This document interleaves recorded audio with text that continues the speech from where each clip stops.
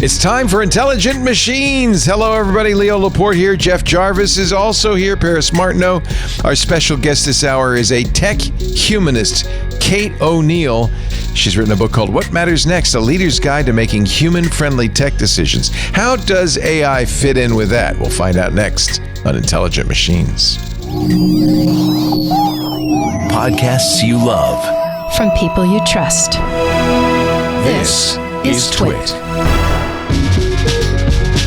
This is Intelligent Machines, episode 820, recorded Wednesday, May 21st, 2025. Watch your wallet, Jony. It's time for Intelligent Machines, the show where we look at the intelligent machines all around us, AI, robotics, even nowadays, your microwave oven. Jeff Jarvis is here, professor of journalism emeritus at the City University of New York.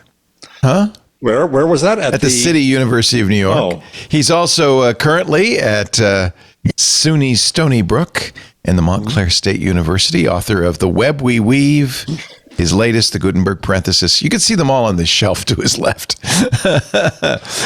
Thank you, Jeff, for being here. Dressed all in black. Yes. Also with us from... tech journalist from Parts Unknown, Paris Martineau at Paris Martineau. That's true. I'm also proud owner of a lava lamp. A lava lamp with a cowboy hat. Listen, we're still working on getting the top cap for it, but right now the cap is a cowboy hat. And throughout the show, it will be bubbling because I've finally fixed it using my basic electrical skills. It's not bubbling now, though, Paris. It isn't because I just turned it on. You have to give the wax time to melt. Patience. Yeah. I know. I'm preparing you guys for what's to come.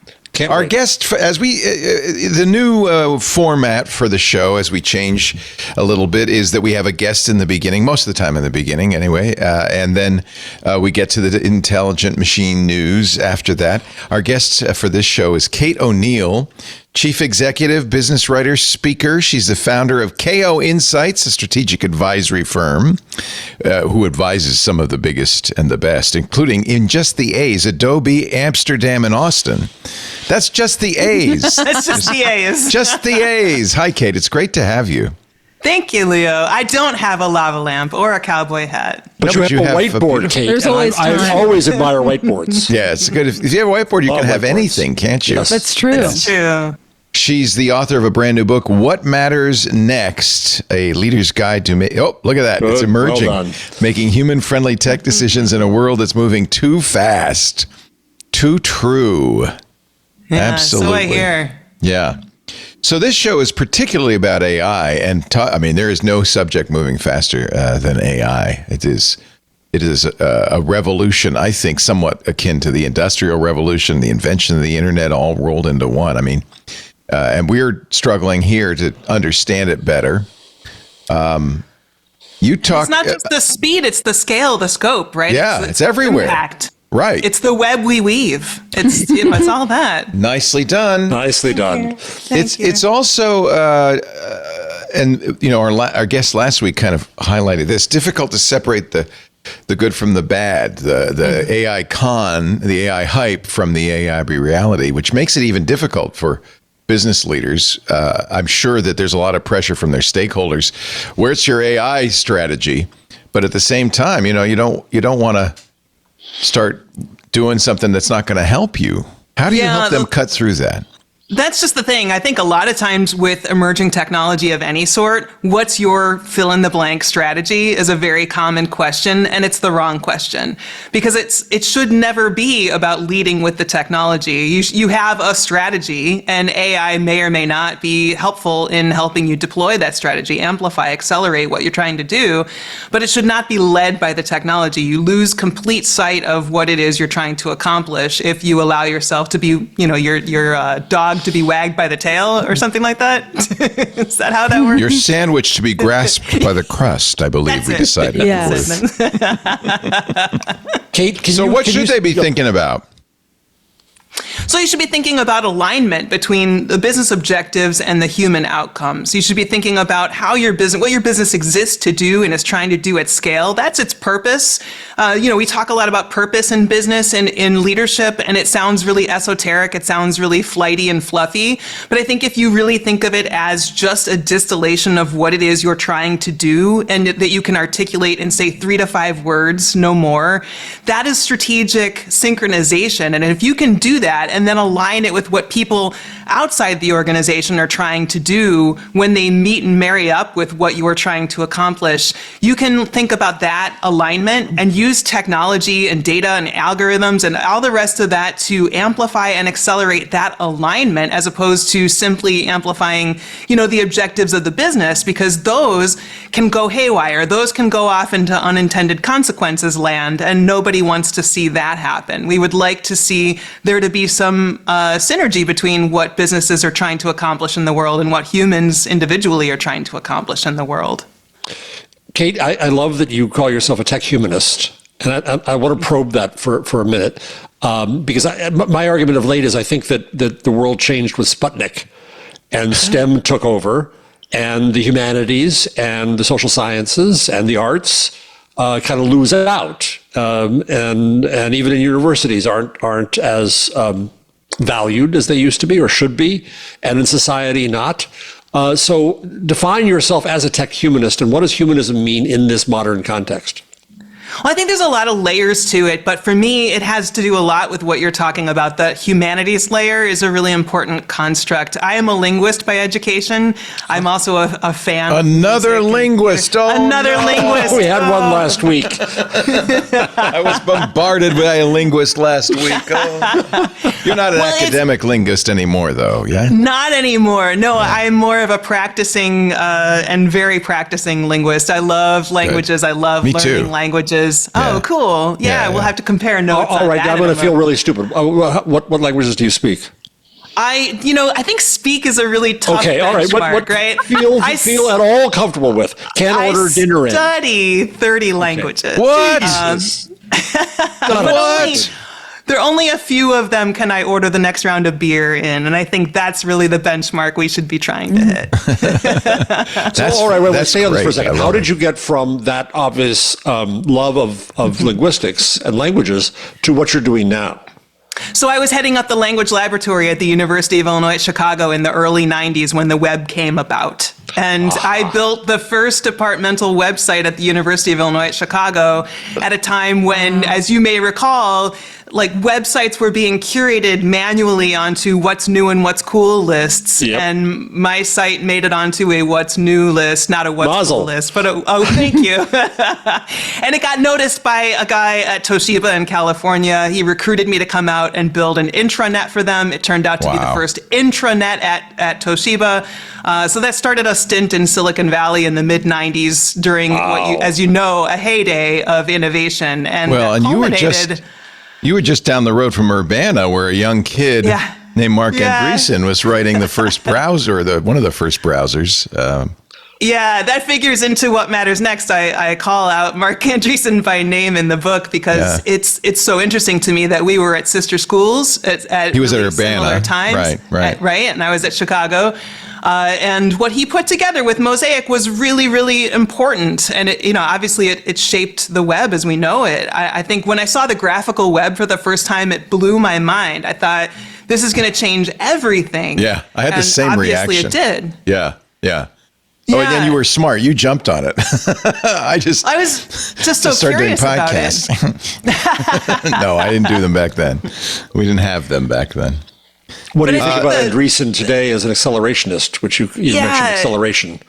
I think that's the challenge, is that Andreessen has a very unique perspective from his bubble world, and I don't think that it's the same as what many of us experience. I think that the ramifications of acceleration are too harsh for most people and for humanity at scale.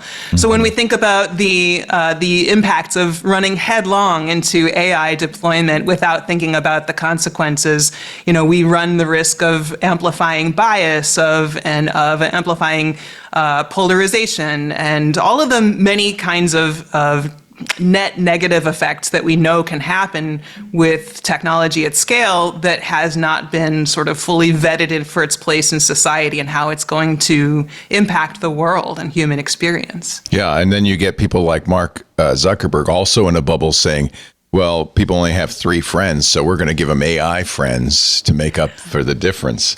Yeah, and that not a squirrel humanist. dying in your backyard is more important than, some famine in Africa or something like that. That kind of skewed perspective is not really helpful to us. Right. Is that part of the problem with AI, that it is being really created by those people? The Elon Musks, the Mark Andreessens, the Mark Zuckerbergs of the world? Even Sam Altman, I think once you get inside of that Silicon Valley bubble, it's really hard to be connected to the rest of the world in terms of the speed of change, the expectation of how much change we can handle, the sort of connectedness of it all. And I think it's really hard. I think you can say the same about Washington, D.C. It's a very intrinsically connected kind of network, and it's very hard for people inside of D.C. to see outside of their bubble. Similarly, I think in Silicon Valley, you eat your own dog food and you're very, very bought in to the mythology of Silicon Valley. It doesn't occur to you that other people are not equally keeping pace with the many frontier models emerging every day and the varying theories on AGI and all that stuff that everybody else feels overwhelmed by every day. How do you think that we fix that in terms of, I guess, Silicon Valley? I mean, how do you think that as an industry, is it possible for the leaders in charge of these companies creating leading AI models to eventually kind of broaden their horizons and incorporate perspectives beyond their own, or are we too far gone? Yeah, I think it's just such a good question, and it's such an important one. I think there's multiple layers to it. One is, if the people actually leading some of these top Silicon Valley companies and those adjacent to them are genuinely curious to kind of consider outside viewpoints and, horizons beyond their own.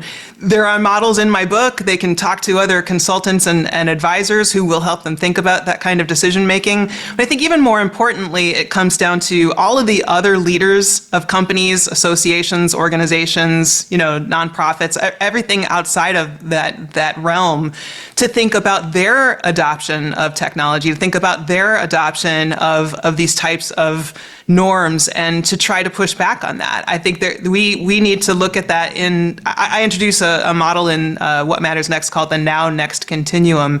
And it's meant to just connect our thinking in the present to the thinking in the future so that the future doesn't feel so mysterious and unruly and daunting for people who don't spend their every waking moment considering future impacts, which most people don't. And they find it incredibly overwhelming to consider what the future brings because it's just full of technology and geopolitical upheaval and economic instability and climate change and everything that feels too much. So they know that these decisions that they're making have huge consequences and they want to try to better understand how to make them. So having a better model for making those decisions inside of those other companies helps. But I think also at the individual level, recognizing that we have a lot of power collectively in how the discourse that we have with one another, the decisions we make with our purchasing, with our app usage, with the data we choose to engage in sharing, with the platforms we choose to participate in, all of those things make a difference. They don't feel like they do sometimes at a microscopic level, but I think collectively those things do make a difference. So I'm going to get some free consulting from you. I'm teaching. I'm teaching now at Stony Brook, and I'm not a real academic like you are. I snuck in through journalism. I don't think Kate considers herself an academic anymore. No, I hope I'm not. Yeah. You 30 languages. You learn too. She was. Yeah. Well, she consults Yale and Harvard, like which shows she's very politically astute. Always a Marine, Yeah. So I'm on the steering committee for a new program at Stony Brook called Tech, AI, and Society. And my hope is that it does exactly what you push for, is to bring humanism and humanities and the arts into the discussion and not let it all be controlled by just the technologists. So I want to bring people from many disciplines into this. So I'm curious what you have a lot of really practical, good frameworks and advice for companies and for institutions. what about students? What about a college student coming into college right now thinking, I want to be around this AI stuff, but what should a university be responsible for teaching them?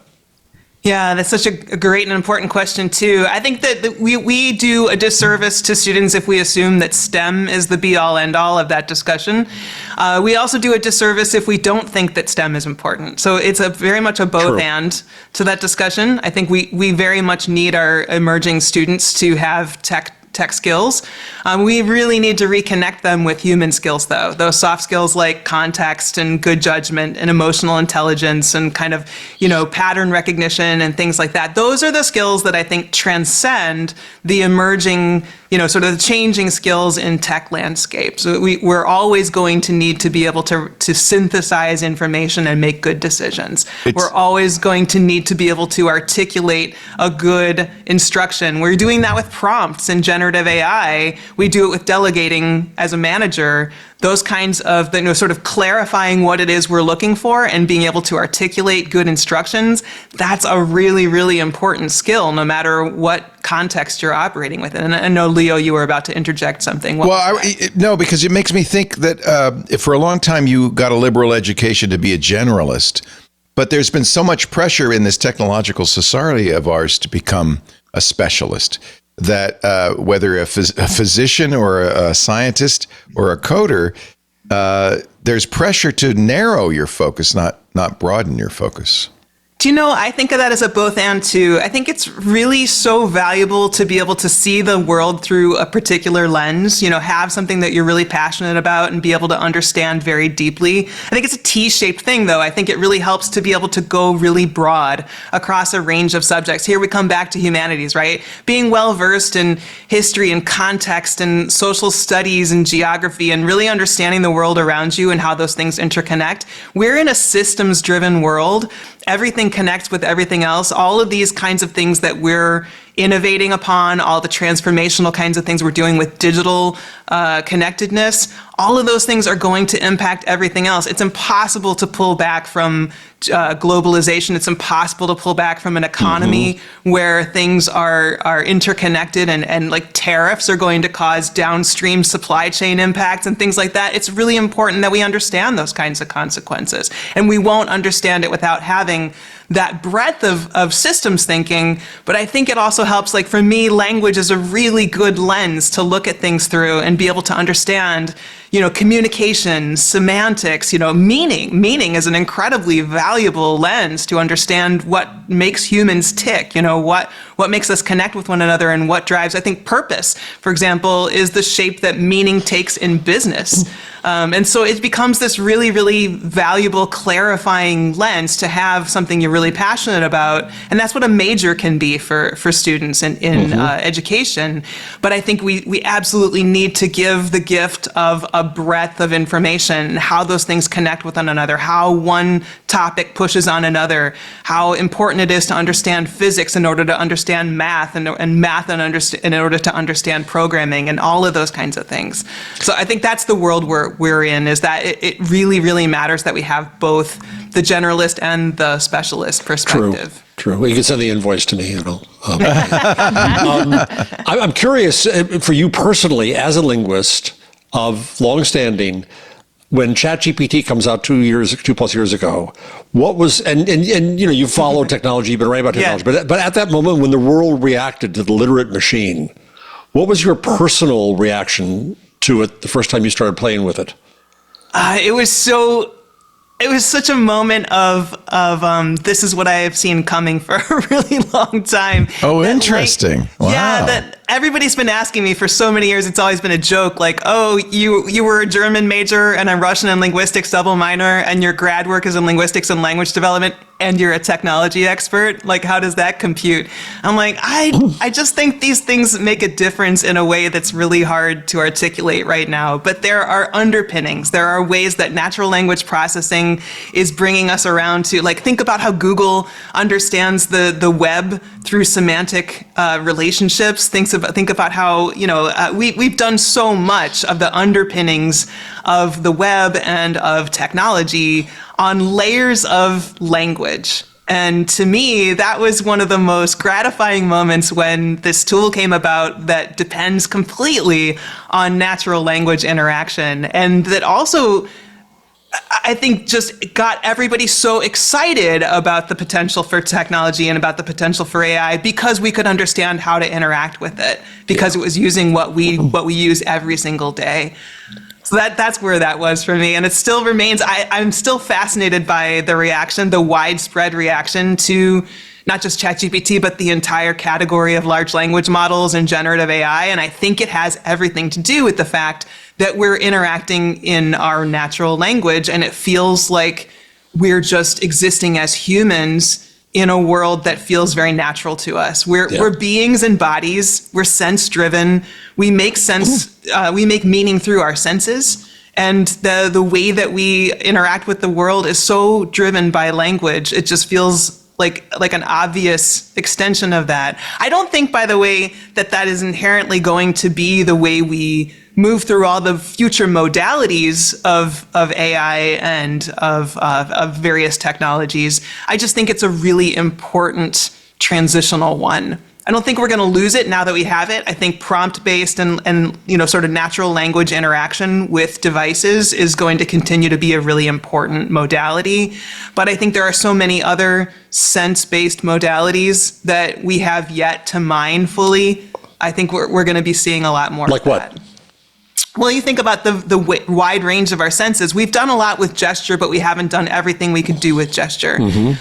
We could think a lot about sort of auditory cues. These devices that I'm wearing right here, Apple's done a lot of really sophisticated stuff to try to filter out, meaningful noise from, signal and noise, and how you kind of traverse the world where you can, hear what you want to hear and filter out what you don't need to hear, but have something intrude when it's a matter of your safety. There's a lot of really meaningful parsing that can happen on sort of sensory levels and making sense of the world with us. And as we understand what human experience needs to be in different contexts and different modalities. So I think there's a whole matrix that you could do across all the senses and different modalities, contexts that we're in.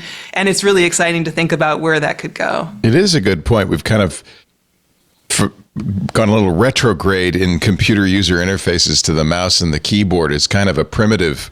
It didn't feel at the time primitive, but it is kind of a primitive way of interacting, that voice and speech and language ultimately are really our natural way of interacting, and a much better way. Yeah. And unfortunately, I think, with the advent of smart speakers several years back, I think that was a really exciting time. Unfortunately, the problem with smart speakers and a lot of that area is it's all surveillance technology, and we don't have the right types of regulations and protections in order to make sure that devices listening in our homes are not being used against us, or that we're not being manipulated by the data that's being harvested in those contexts. So there's a lot of really, it comes again to these interconnected systems and being able to make sense of these complicated realities. But I think that there's a lot of potential there, but we just have to be very eyes wide open about the kind of systemic reality that they're operating within.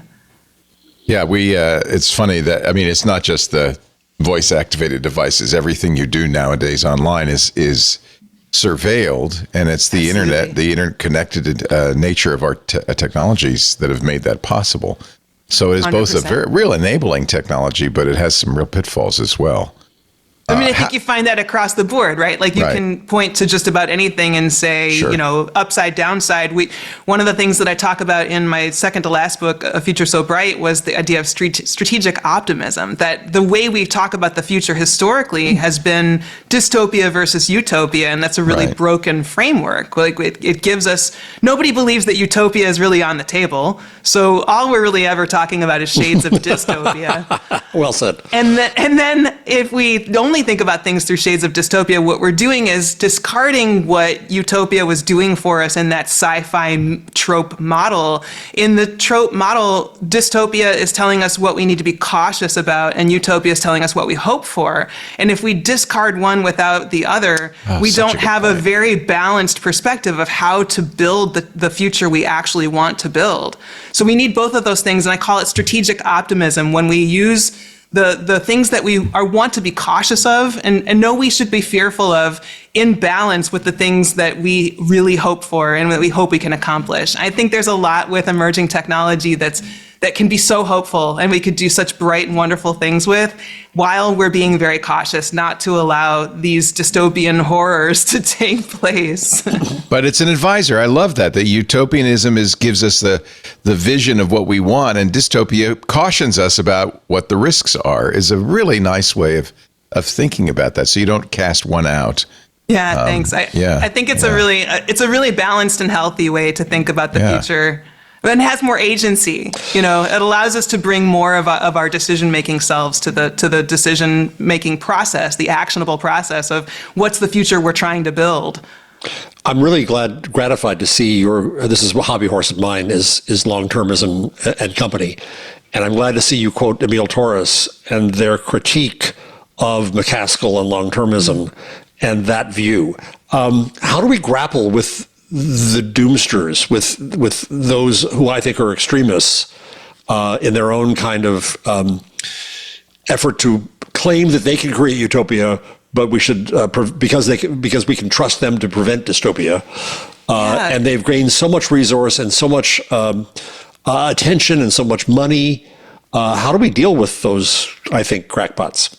It's so cynical, right? It's this idea that that the future is lost to us, and so we might as well, or that the present is lost to us, so we might as well build in an accelerated way toward the future, right? Like we owe it to future generations to build the fastest technology we can, to accelerate as fast as we can toward these future models. And to me, that's just malarkey, to borrow Joe Biden's term, right? It's so silly to me to think that we don't owe anything to the existing humans who are alive on this planet today. It is so out of step with any reality of anyone who travels the world and meets people any place in the world can really dimensionalize the reality of humanity in other places. And if you're living in that bubble where all you ever interact with are other billionaires in Silicon Valley, and that's all that matters to you, it's very easy to tune out the reality of billions of people living on the planet who are not living in that bubble and who very much would love to have their daily needs taken care of by more pragmatic technologies, more pragmatic solutions. So it's that balance of saying, look, we absolutely need to take care of the people who are alive today. We can't let them be victims and sort of wipe them to the side while we think about what imagined futures we are building toward. We have to have these things in balance with one another. And we can't allow ourselves to be too slow either. That's the other side of the equation, is that I think a lot of what we see when we think about dawdling and having all the information we need and yet failing to make decisions, that's the sort of thing where we see the foot dragging around climate action, for example, the things we know we absolutely need to do. And I say in the book a couple of times, in 10, 20 years, there is no climate action that we could take that would feel like we were too rash, right? Like we know we need to be acting much faster than we're acting. So it's that balance of, where are we overshooting the information we have and the confidence we should have in that information, and where are we sort of dragging our feet around things we absolutely should have done yesterday? And that is a perpetual dilemma, and I think it's one that you can come up with those extremes to make it easy to digest and process. But for most leaders, most executives operating in $50 million companies to $1 billion companies, the realities don't feel quite that extreme. They're just trying to make sense of, how do I deal with the board pressuring me to do this and customers pressuring me to do this, and how do I balance those kinds of conflicts? And I think the tools work just as well. These kind of now next continuum and the through line thinking, the ability to try to keep those ends of the perspective in balance is just as effective no matter what level you're making those decisions at. It's effective for individuals too. When you talk to these business leaders, don't they say, oh, yeah, that's all well and good, but if I've got to compete with these other companies and they're going to take the cutthroat point of view, I don't have time, I don't have the luxury to be humanist. There's some of that sense, but I think there's just as much a sense that there's got to be a way to do this where we're not screwing over humanity in the process. Like, there's just got to be a way. In their hearts, they want to. I think there's plenty of people you could sort of paint with that brush, but there are an awful lot of leaders who come up to me after my keynotes and say, this is the vocabulary I've been looking for. Yeah. It's the frameworks I've been looking for. I've been trying to have this conversation with my board, and I just don't have the tools. And this is so needed right now. And that's what pushed me to write the book, was to put as many of these tools together for leaders to be able to have informed conversations and say, look, if we're cutthroat about this, fine, but if we're cutthroat about it in a way that ultimately sets us up for regulatory oversight that's going to be harsh, we're shooting ourselves in the foot. If we set ourselves up for breaking up by companies or by country oversight, we're shooting ourselves in the foot. And really, just if we think about the ways that people could start popularizing how evil we are, and we lose our market share, we lose market trust. That's important too. Trust is an incredibly important part of the consumer market. And we see a lot of documentation of that in the book. Edelman does a really great job in their trust barometer every year of measuring the impact of trust. And it turns out, as you probably have seen year after these last couple of years, I think the last 3 years have been the ones where corporations, out of all the entities that Edelman looks at, have the highest public trust of any of the entities they study. So it's an incredibly high responsibility. It's a large responsibility for corporate leaders to be able to say, look, we're setting the agenda here. We have to take it upon ourselves to make sure we're not screwing this up. We can at least show some sense of responsibility. And, all the models right now with ESG and sustainability, like all these kinds of things, are a little flawed. They're a little bit too little, too late. There's a little bit of difficulty in using any of them. They don't quite get at the heart of what we need to talk about. But there's something there. There's models, there's tools. We can begin to have this conversation in ways that are measured and can actually get us to a better place. What do you think of? Go ahead, Leo. I'm just going to say, I hope you're right. I hope it's not all just great marketing that's giving these companies trust and that they sincerely want it. I think as individuals, they do. I think you're right. When a CEO comes up to you and says that, I think it's genuine. But then the pressures from the board, the stakeholders, the political situation, the environment, and all the other things kind of pile on in. And sometimes I don't know if they can keep the resolve that they need. I think you're right, and you're realistic to acknowledge that. And I think it's not a difficult thing to be realistic about. But at the same time, I think that there are very real examples of companies being able to demonstrate true leadership positions. And you don't have to look to Patagonia for that. You don't have to look to the sort of the classics. You can even look at some like Apple resisting, privacy inquiries and protecting user data.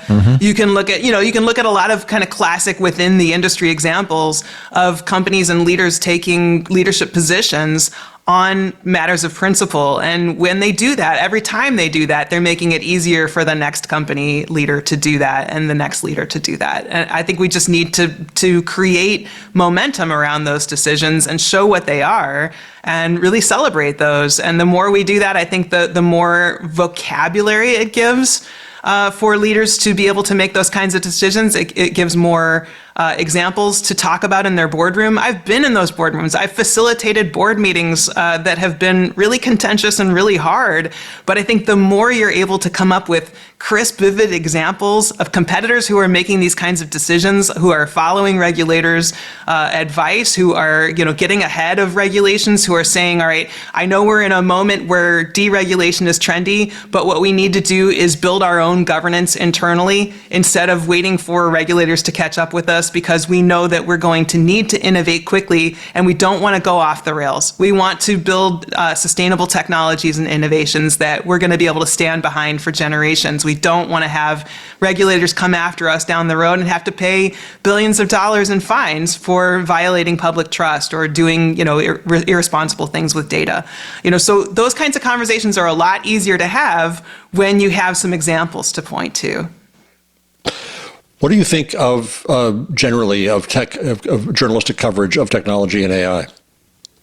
I think it's a little breathless, isn't it?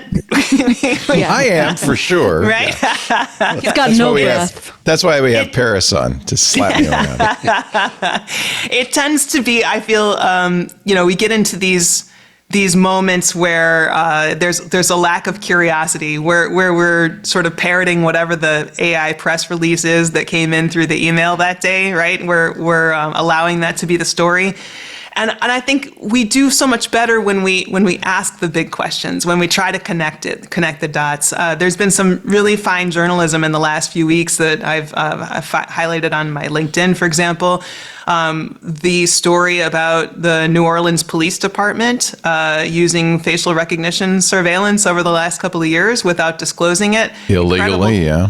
Yeah, incredible journalism that surfaced that. And a commenter on my post pointed out, there's got to be more cities that are doing this. It's got to be much more common. I'm like, of course, it seems like that's very common, but it's going to take intrepid investigative journalism to uncover more cases of this before we have the sort of the wherewithal to go after it as a pattern, as opposed to it being a one-off, like hand slap sort of situation. That's Paris's mission statement, right, Paris? Yeah. That's true. That's why we need investigative reporters. Last question, because we've used up our time, but what do you tell CEOs about adopting AI? I mean, this is almost impossible to judge whether this is a must-have. Is it going to be valuable? Is it going to be detrimental? What do you tell them? No, I think it's the conversation starts with, again, we got to make sure we understand what it is you're doing as an organization, the goal? right? Like, what's your purpose? And we can work our way through a canvas that I use to think about brand and culture and experience and dimensionalizing all that out, thinking about the data that we're modeling the business in, and then thinking about the technology that we're actually using to build the business. Once we do that with that kind of discipline, we can go totally crazy with experimenting with AI. I love thinking about the wonderful innovations that can happen. But here's one observation that came through What Matters Next, and I think it's a really important one that I don't get a chance to say often enough. And that is that I think we talk about digital transformation and innovation as if they're interchangeable concepts, and they're actually not. One is more of a playing catch-up. Digital transformation is about playing catch-up to what the market externalities are, where you are in the moment, and innovation is about getting ahead of that moment. And I think if we are in a moment where we're saying, look, all the market has moved to this place where we need to transform to catch up. People's expectations are that there's going to be a certain amount of algorithmic intervention. Like, you can't do a streaming platform that doesn't have really good AI recommendations. You can't do retail without good recommendations. You couldn't do Spotify or a competitor without AI and recommendations at this point. Like, that's just where the market is. So you're going to need to be there. But if you're trying to get ahead, you're going to need to think really totally green space about the whole thing, and you're going to have to go into places that people aren't yet. But you need to do it responsibly, and you need to be thinking about how can we be aligning what it is we're trying to do with what people need to do, and ultimately how can we bring that to a new place. And I think that's where the excitement is, that's where the opportunity is, and that's where we can use a lot of strategic optimism to get ourselves to a place where we're using technology for really good human experiences at scale. Well, I took the CEO quiz on your website, and I came out really bad. So I think I need to hire you. Was there a button in there to say, "Are you doing this in the middle of a podcast?" Too? Well, I thought I should see if I'm a good decision maker or not. And apparently, I don't pay much attention to the future, so that's not good. And I got a cat. I got a cat waving at me. So anyway, they all have cats waving at you. Oh, they all have cats. Oh, good. Okay, I don't feel so bad. I think CEOs are probably more dog people. I'm wondering. I'm a cat person. Myself. Yeah, well, that's why you're not a good CEO. There's a lot of cat CEOs out there. There are. Well, you got 3 out of 3 here, right? We're all cat people here. Yeah, that's true. Which are you? Are any of the above, Kate? Are you a cat or a dog person? I've always had cats, but I love dogs. I think we don't deserve dogs. Dogs are just too good for us. Yeah. So it's an Oops All Cats panel here. We deserve cats, right. though, is the second Yes, we do. half of that statement. We do deserve cats. The book is called What Matters Next, A Leader's Guide to Making Human-Friendly Tech Decisions in a World That's Moving Too Fast. We can all agree on that. Kate ONeal, it's been a pleasure talking to you. Yeah, real pleasure. You too. Thank your you. website well, take the quiz. see how you do. Tell us what cat you get. See what kind of cat you get. Yeah, I can tell you. Thank you, Kate. It's been a pleasure talking to you. Really appreciate it. Thanks for joining us. Kate ONeal, everybody. So long. But first, a word from our sponsor, Smarty. Smarty's pretty smart. I think the name tells you something. I had a great conversation with the Smarty folks just the other day. The trusted leader in cloud-based automated address data solutions. Now, you can imagine where you would use this when you have a shopping cart. People are checking out, or you're having people sign up for something. You want to have real-time validation. You want autocomplete, and you want enrichment. And by the way, you don't have time for it to look up the name in the database or anything. It's got to be fast, fast, fast. That's why Smarty is fast. They use APIs. They're an address validation API that is instantaneous. People won't get the sense that there's some wait, there's some delay. It instantly verifies and standardizes addresses across any system, whether it's customer forms to massive databases, ensuring accuracy and deliverability at scale. I'll give you an example. Their autocomplete API offers only valid address solutions in your forms. By the way, you can't say that for everybody. If you did, for instance, and this must be an AI thing, if you ask Google, and Google has an API, sometimes they'll give you made-up names, made-up addresses.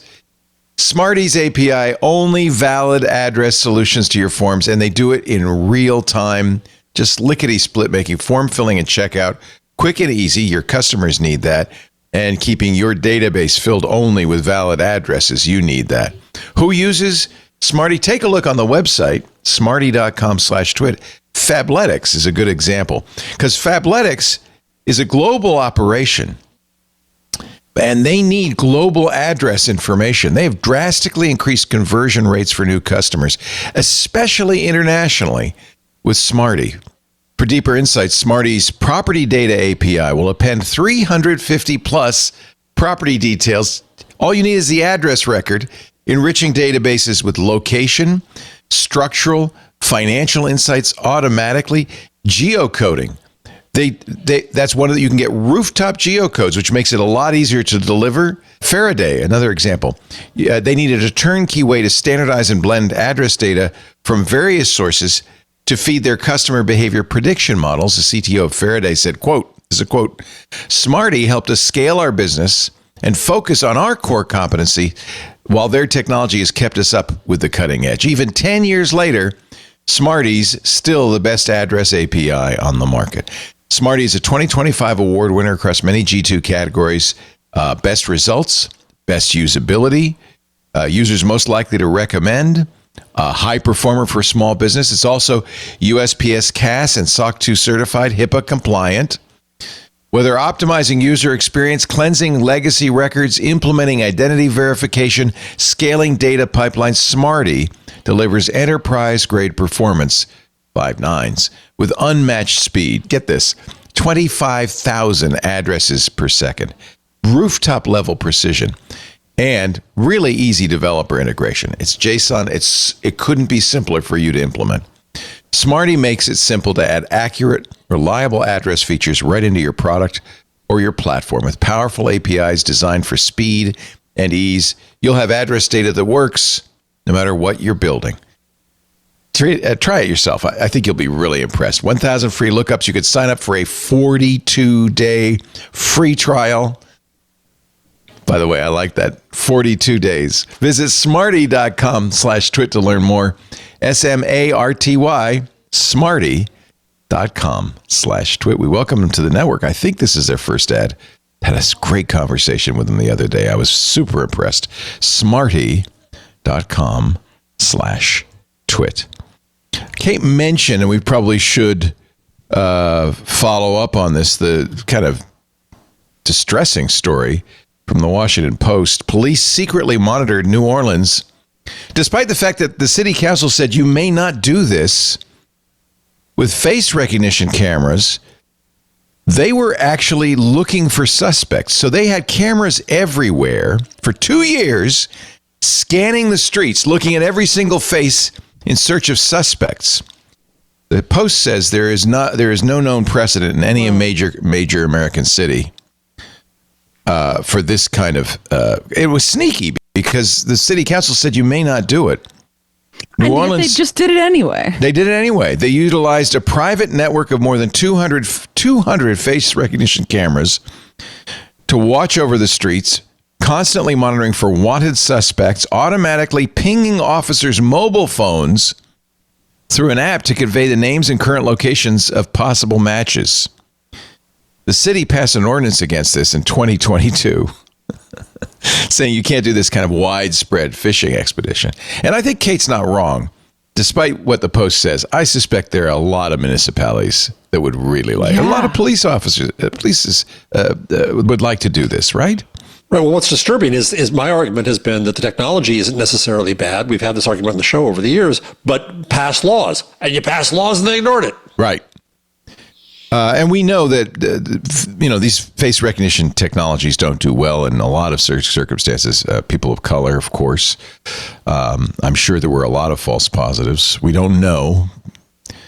And officers, this is from the Post again, officers did not disclose their reliance on facial recognition matches in police reports for most of the arrests, for which the police provided detailed records. And none of the cases were included on the department's mandatory reports to the city council on its use of this specific technology. Yeah. The head of the New Orleans Police Department, Ann Kirkpatrick, said in an interview she paused the program in early April. In fact, the Post got an email that she sent out that said automated alerts must be turned off until she's sure that the use of the app meets all the requirements of the laws and policies. Okay. Anyway, just a good example. I'm sure it's very tempting. Here in London. Break the law when you're a law enforcement officer? Well, you're not thinking I'm breaking the law. You're thinking here's a tool. You're thinking that's going to help me. A law that says I shouldn't use this tool. Who cares? Right. I do think that if your job is to enforce the law, you should be aware of the laws you are supposed to enforce. You need to watch more police procedurals on TV. Because those are clearly one-to-one. Almost every one of them has a cop who says, yeah, but it's my job to get the bad guy off the street, and the law's getting in my way, so I'm going to do it anyway. And that's never the actual worked out case. really well for never us. actually happens. Yeah. Well, I mean, it is TV, right? Anyway, good story in the Washington Post. Lots of detail. They show, by the way, an example of it in London. At least with this, the truck says live facial recognition in operation. But this is in England? London. Or Look at the cameras on top of that truck. Yeah. Weird. Ooh.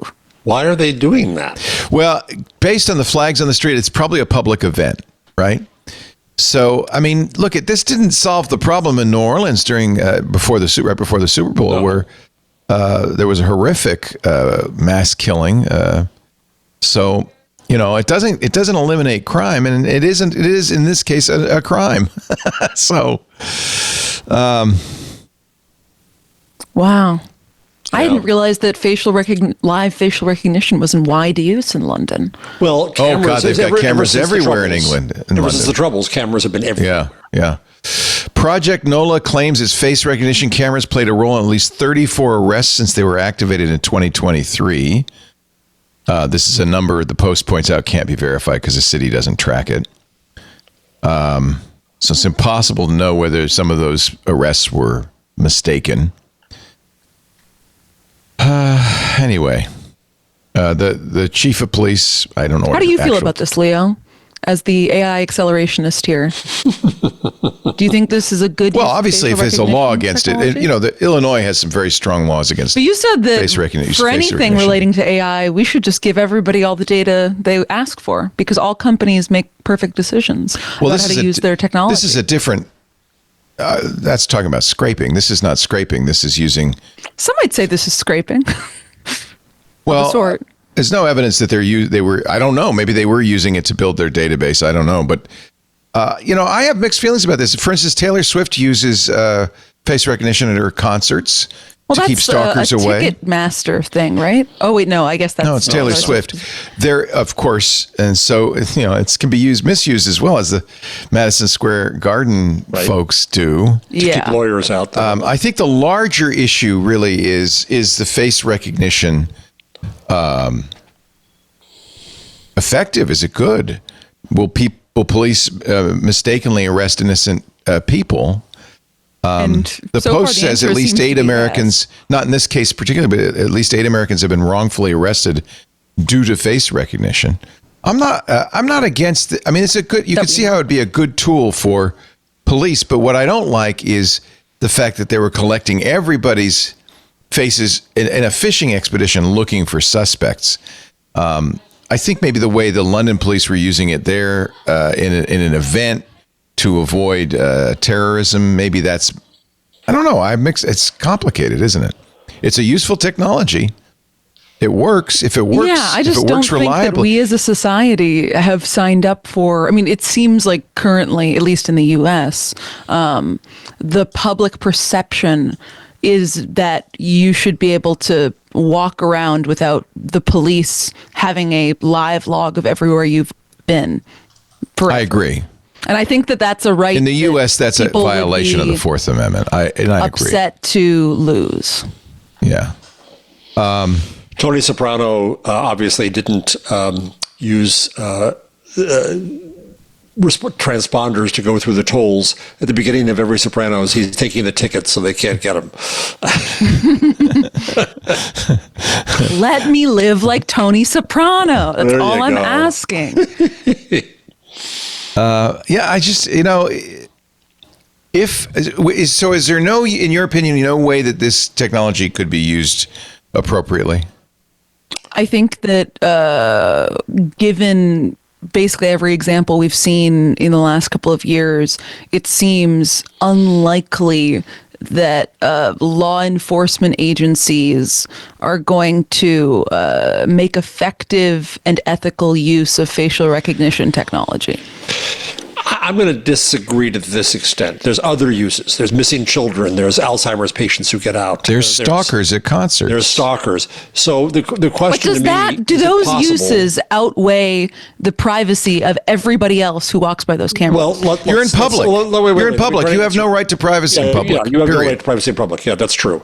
The question I think is, So what you're saying, in addition to that, is that I have no right to privacy, and the government should have a log with my name, face attached to it, of every place I am in public all the time? Let me You try to think answer that. Let me try to answer that.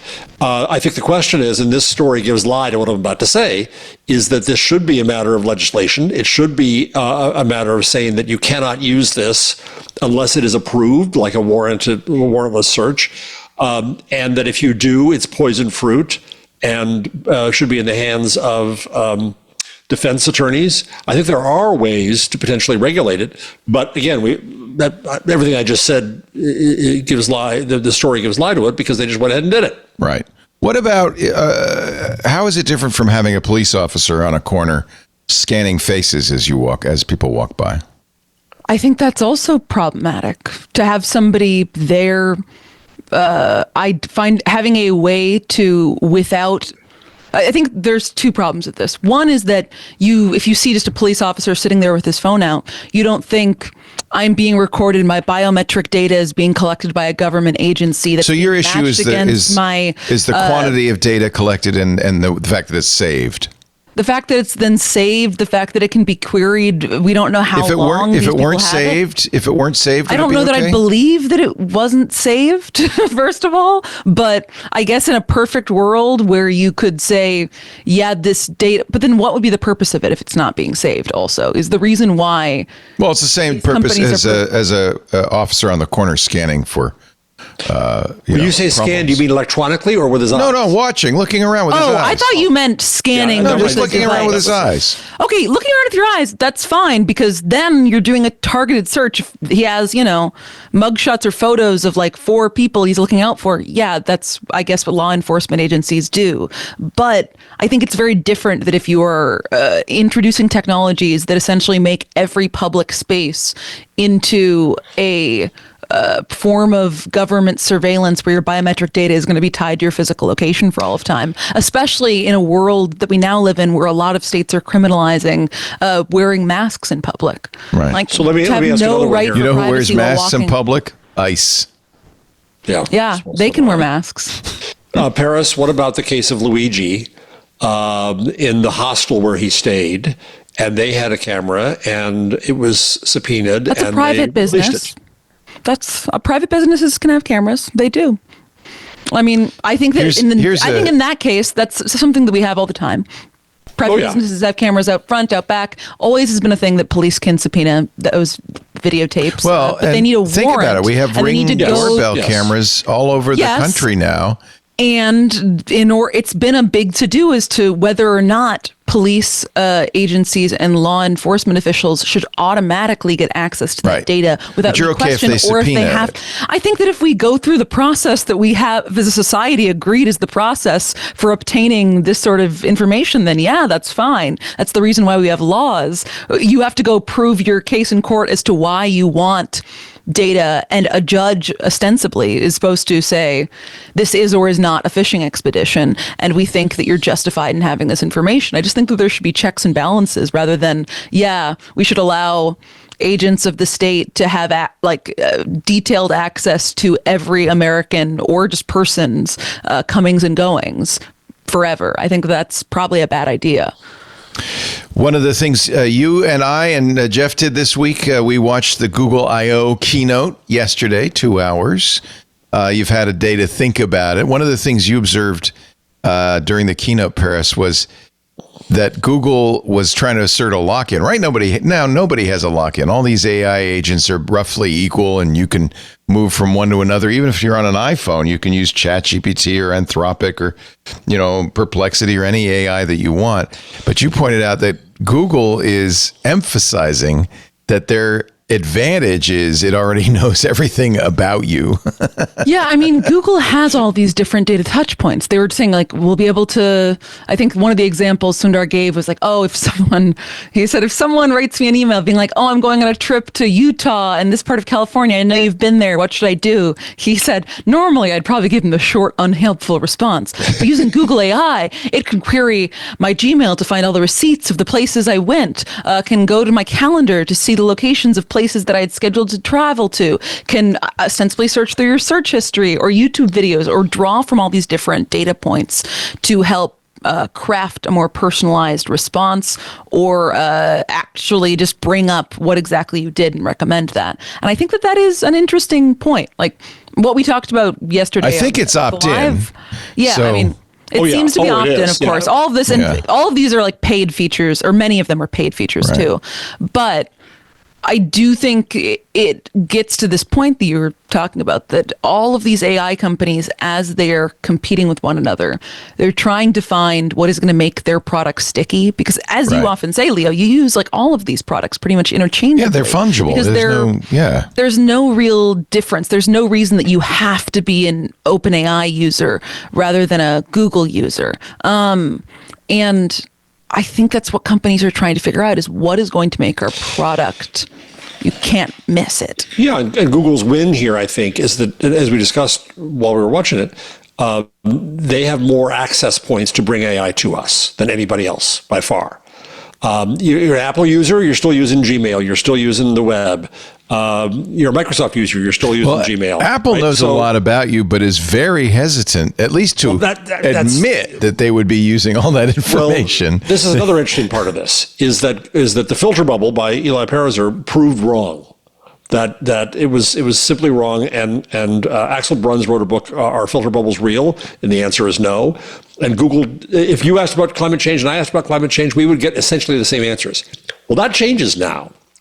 Now we're going to get an answer tailored to us. Yeah, your world and my world are going to appear different. And I don't think that's bad, but I think there's implications to that. Right.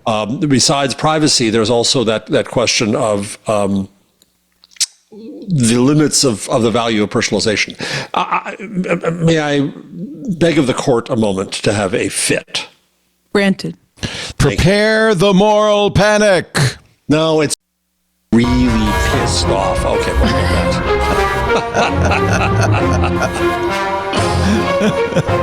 So I can't use the AI feature now in Google. And I know this is a joke. I know Okay, I'm so every time, but let me set this up with what Google announced, and then you can talk about what you can't do. So Google announced that if you use Google... The court said I could. Yeah, I know, but I just want people to have a basis for what you're going to bitch about, okay? Right. I'm just setting it up. That's all. I'm teeing you up, my friend. So this is something new Google's done, and in my opinion, directly in response to ChatGPT and Perplexity AI searches. If I search for running shoes on Google and the results open, you'll see there's a new tab next to shopping, images, and so forth. AI mode, which is a Perplexity style. Jeff, avert your eyes. You're not supposed to see this. He's not Emily Bender. Now he can see this stuff. Oh, yeah, that's right. He doesn't have it. So anyway, this is something that most of us have. I guess you're a workspace customer, so you don't have it. I will get to that in my moment. Okay. Anyway, now now you know what Jeff's going to bitch about. So it turns out, and I finally found it, that no, you can't get to this if you have a workspace account or a Google Education account, which just really pisses me off. They're protecting the children. Well, no, you see, the universities. They didn't say anything about this. So they acted like the whole world can use this. And 95% of the people who are in that audience can't get this because they have corporate accounts. You can only get it if you have a plain old vanilla Gmail account. Well, that's not what I use my main stuff for. And I pay people for it. That's what a lot of people don't do.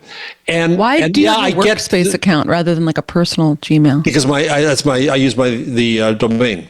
Now, Jeff, can I just try this? If you're not logged in, try an incognito tab. Then it's no good because the point of this is it's personalized. You want the personalized search. I want it. Yes, I want to see how it works. Now, I did finally go to, but they're not honest about it, right? So I go and it says, well, you have to do more. And I go to that page and do more. You have to say this. Okay, I went and did that. And there's nothing. Then finally I dig through the documentation and finally hidden in fine print is no, not for you, workspace and education.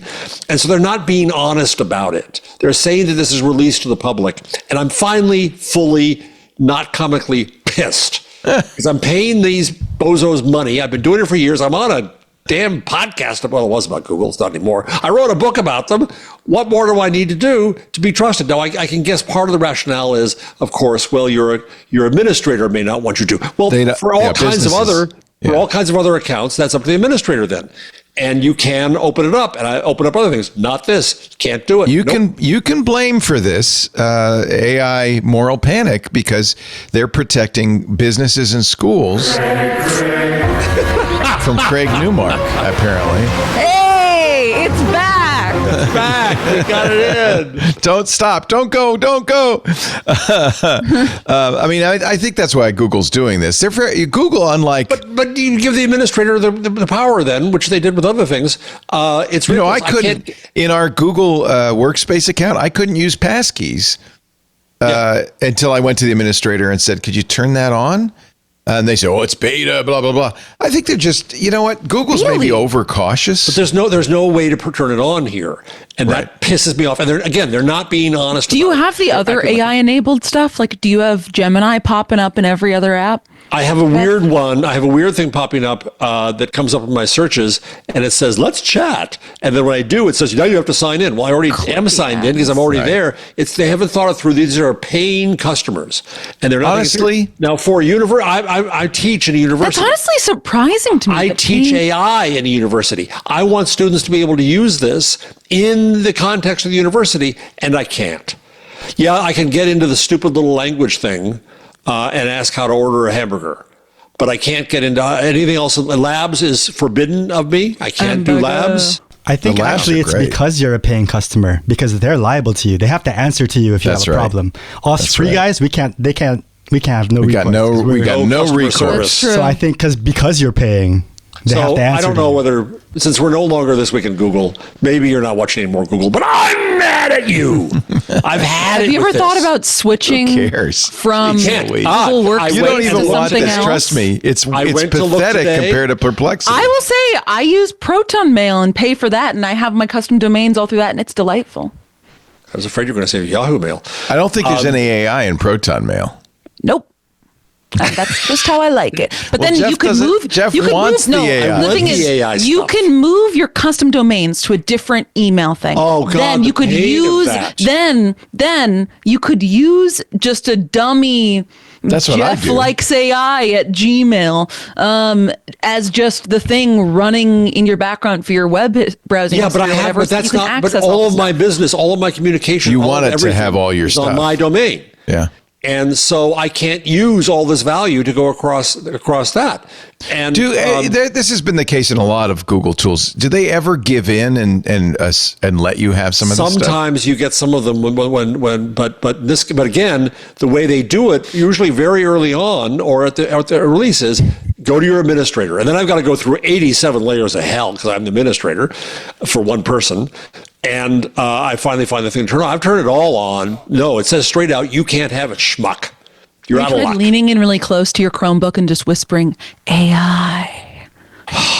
And then the other thing is, I can't switch. If I looked again, is there any way that Google makes that I can transfer this just to a Gmail account? No, you can't do that. Nope. Sorry, schmuck.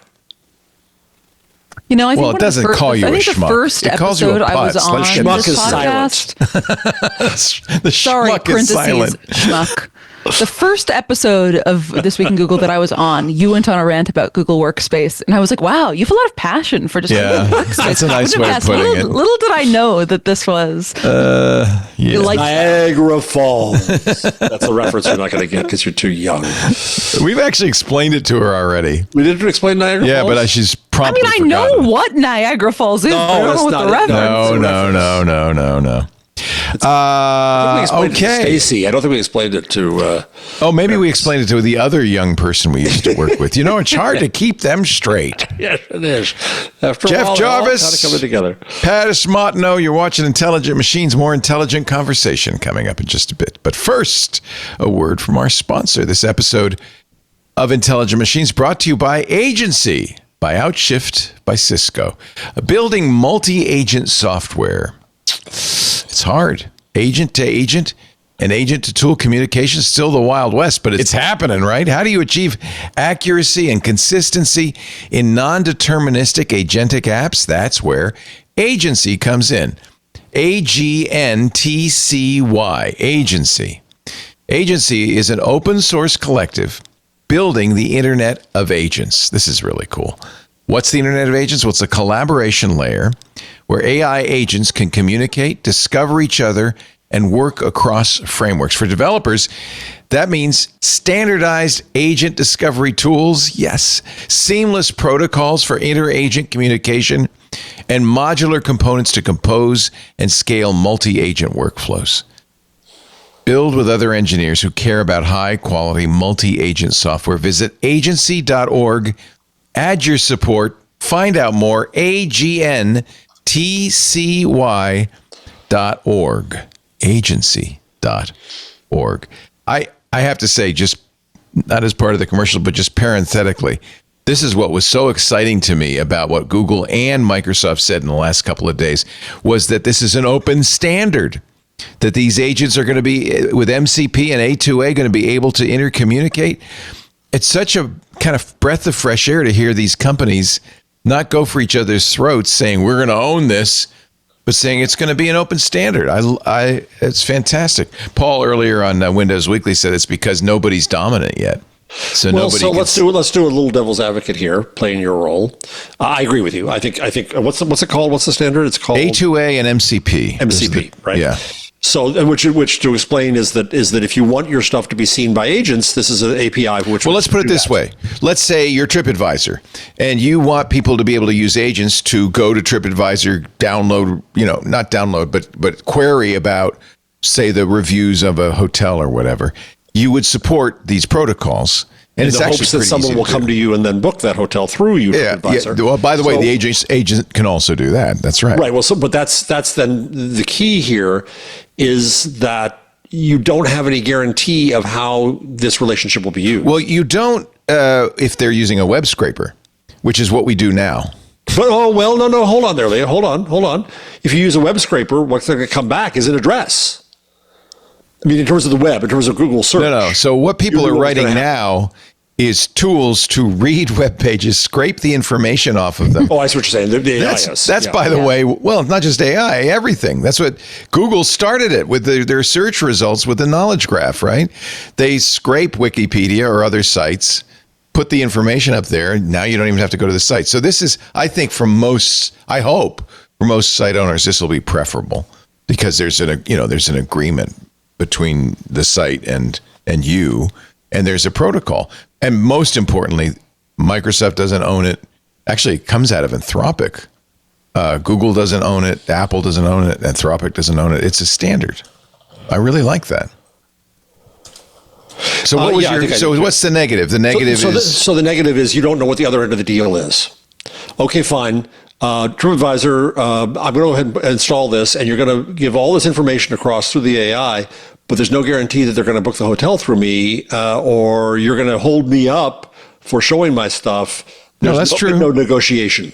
I also think one of the downsides of this is who is to, let's say you enable something like Ticketmaster with these agentic AIs that someone could easily be able to type to their AI, hey, like get me tickets for the next Beyonce concert or something. That seems useful on a consumer level. But then if you think of how is that going to be any different than people trying to scalp tickets so they can resell them, that would be very easily misused. So I just think that there's a lot of, I don't know, it'll be like interesting to see the different ethical implications or just ramifications of these sort of agentic products and integrations. There needs to be, because I'm never one to say blockchain, but in the blockchain you end up with a contract, right? If this is done, then that will happen, and there should be that kind of option here. Is I will release this to you, and an if-then statement. If you then Jeff, agree to my causes. That there's finally a reason to put something on the blockchain? There might be. You heard it here first, guys. We should play a moral panic, but in reverse. Imagine you're the one that comes out with a product that's AI on the blockchain. Wow, that's like... Isn't that awful? I know. It's like, it's a truly... What could possibly go wrong? We're going to put the AI agents on the blockchain. In most of these cases, companies, for instance, Ticketmaster is a good example, have an API already. Well, Ticketmaster is evil. Well, and the only place you can buy tickets. Many companies are evil, I would also say. We talk about if you're going to buy a pair of sneakers, and where all could you buy them? Well, if you're going to buy a pair of sneakers already, if they're a hot sneaker, you're battling against a bunch of freaking bots that are going to go out there and try and buy all the sneakers before you. And now this is just making it even easier to not have real people be able to get anything. You're right about that. Yes. In fact, I found a sneaker that I liked with my poor old man's feet more than you want to know. And so I wanted to order another one, Nike. Nope, it's gone. That's Nike for you. So I go search the web. There's one pair in size 12 black in the entire web, but it's in one of those services where they bought up the entire style.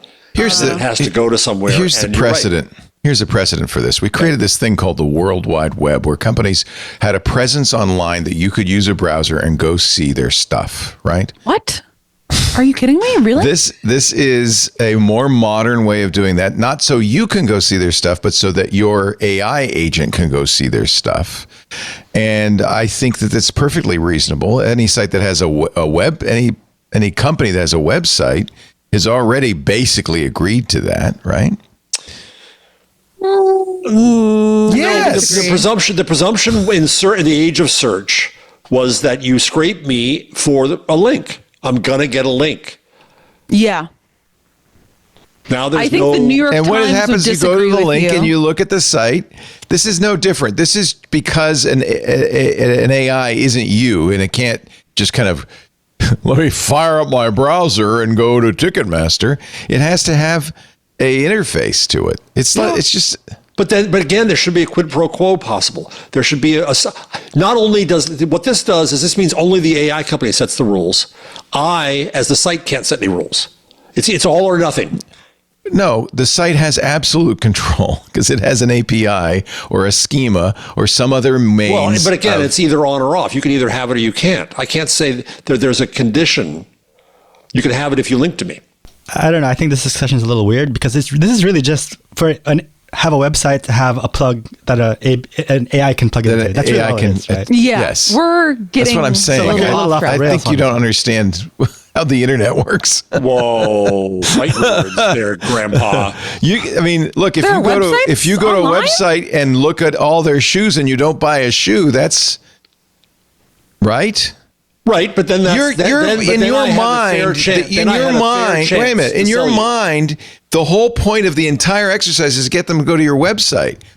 No, that's not the whole point of the or get exercise. the agent to go ahead and buy those sneakers from me. Right. But if They don't get a link. or purchase. That's a different. That's That's an right. updated But version. there's no guarantee if I go visit your website, you get a purchase. That's not how it Yeah, but works. At least I get a chance. At least I get a chance to try to sell you. But I think, Jeff, In what this you're case, talking I about is don't. an eventual technology on top of this. This is just the plug, right? It's This a is just- protocol. yeah, that's all Jeff, calm this down. is. Yeah, there should be. It's the eventual stuff. It's the eventual stuff that you're Hey, thinking we about, got the both dystopia. that you're- pictures. Yeah, right, we We're have to- clearly messing up in some way. Who made the protocol? So, normally, a MCP protocol involves an open Okay, Anthony. opportunity. Anthony's going to weigh in here. Negotiate. Anthony's Let about to Anthony weigh in here. explain this all to you. well, okay. Well, just let's playing just start with devil's advocate MCP. It's just a way to define a set of tools to an LLM. So it could be like super broad, like a way to like look at your file, your file system, or even use an app. Like right now, there's one for Blender, and it could like control Blender without actually, taking over your screen and mouse. It'll just like plug in straight into it. So it's just a way to define tools for an LLM. It's not, it's not just this. I'm web just thing. predicting what's going to happen. Jeff has the same problem all these newspapers have. But you're not visiting my site. No, that's not about this is- destination. It's about terms. What's Leo, the term? I'm What are the playing terms you. when I I'm go to playing visit devil's your advocate. website? What are the I'm playing terms? Look devil's underneath advocate that white hair. And who's building the MCP? Like horns. that would be that would be Twit building it, not OpenAI. Yeah, it's like saying TCP/IP is bad because Twitter's bad. Yeah. It's okay. It's fine. That's fine. Point made.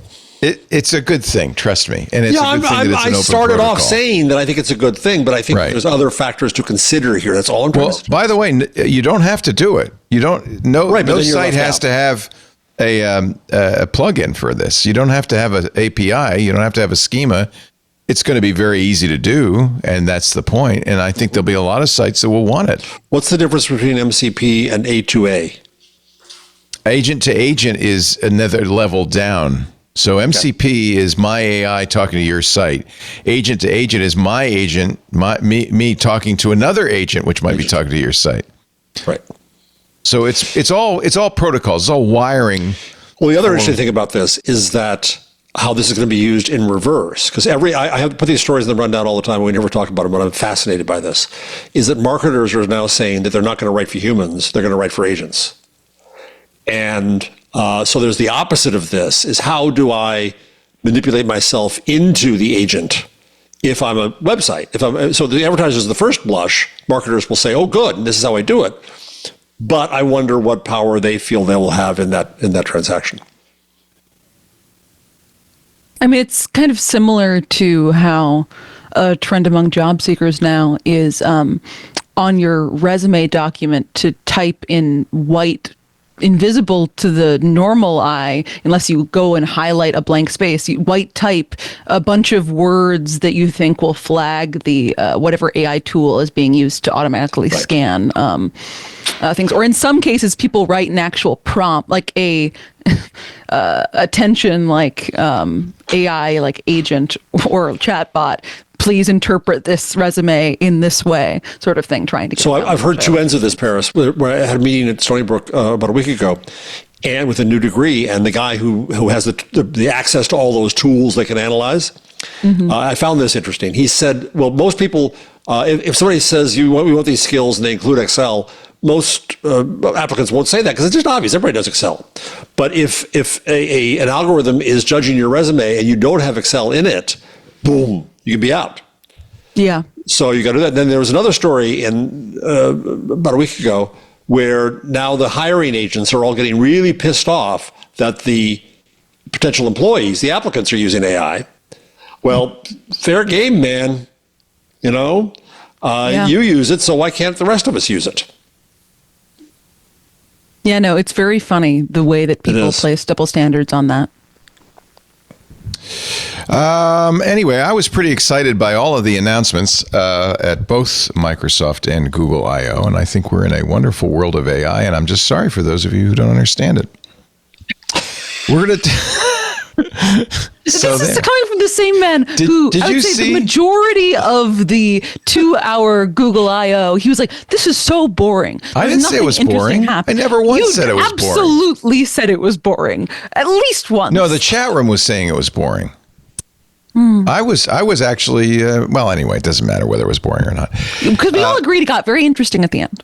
Yeah, the last thing was the best thing, wasn't it? The first thing was the worst thing. That stupid fakakta I don't know why video conference thing. Why did they launch with that? They keep talking about that 3D video conferencing as if there must be huge demand for it somewhere. It's very expensive and a very high profit, high margin. I feel like it's going to be a thing for only executive offices. Beam. No human would, no normal individual would want it. So our friend Jason Howell interviewed Nick Fox when he went to I/O for AI Inside, and he put up the interview. Now, I wasn't there, but he said Nick Fox said something really interesting to me. He said that who is Nick Fox? He is the head of information and knowledge. But he's basically in charge of search. That's an interesting title. Isn't that a great title? Basically in charge of search. He's the new guy. He's who replaced Raghavan. Okay. Exactly. Yeah. So really interesting interview. And so Jason had the opportunity when he was down there in Mountain View. But the one thing that really fascinated me was that Fox said that, he said, of course, AI was going to be involved in search. That's why we did Transformer.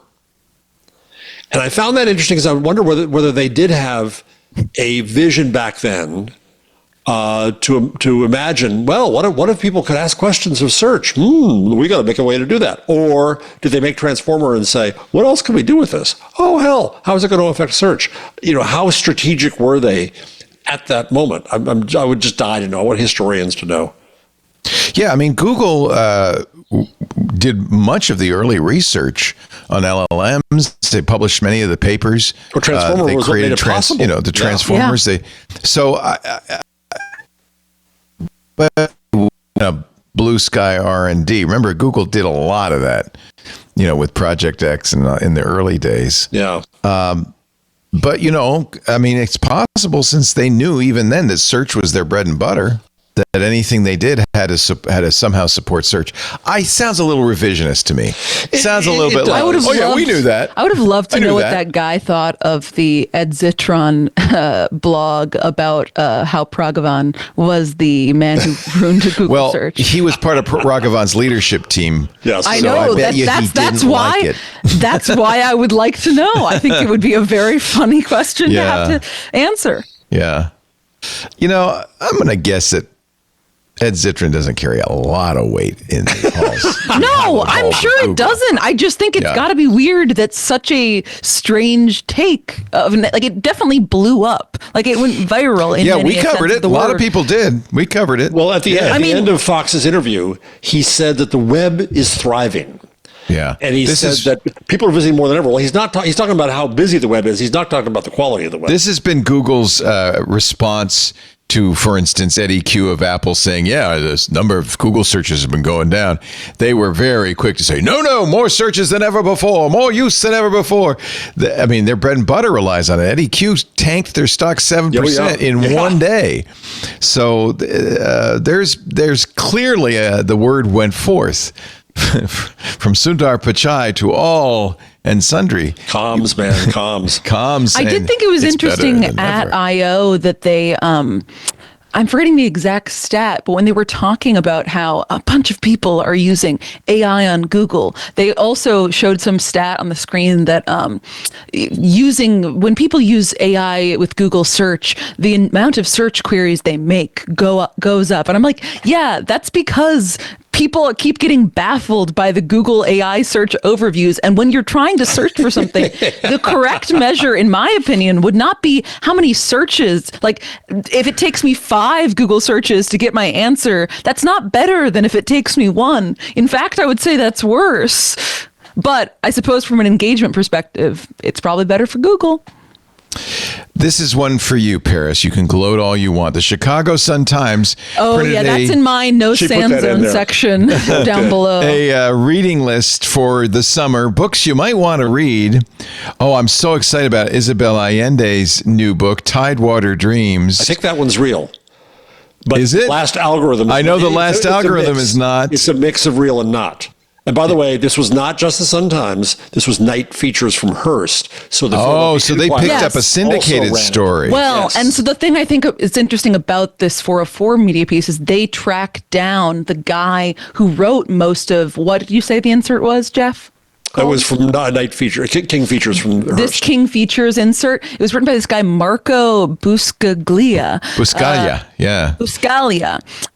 He said, I do use AI for background at times, but I always check the material first. This time I did not, and I can't believe I missed it because it's so obvious. No excuses. On me 100%, and I'm so embarrassed. My editor had nothing to do with this. No one at the company had anything to do with it. I assume I'll be getting calls all day. I already am, he said. This is just idiotic of me. Really embarrassed. When I found it online, it was almost surreal to see. Except good for him. Good for him, except bad for him. I don't buy it. How did it get through?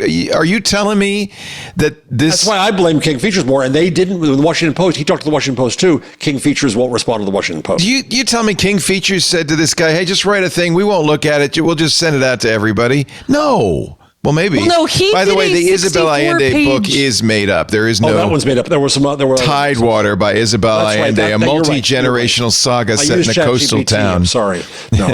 And The Last Algorithm by Andy Weir never happened.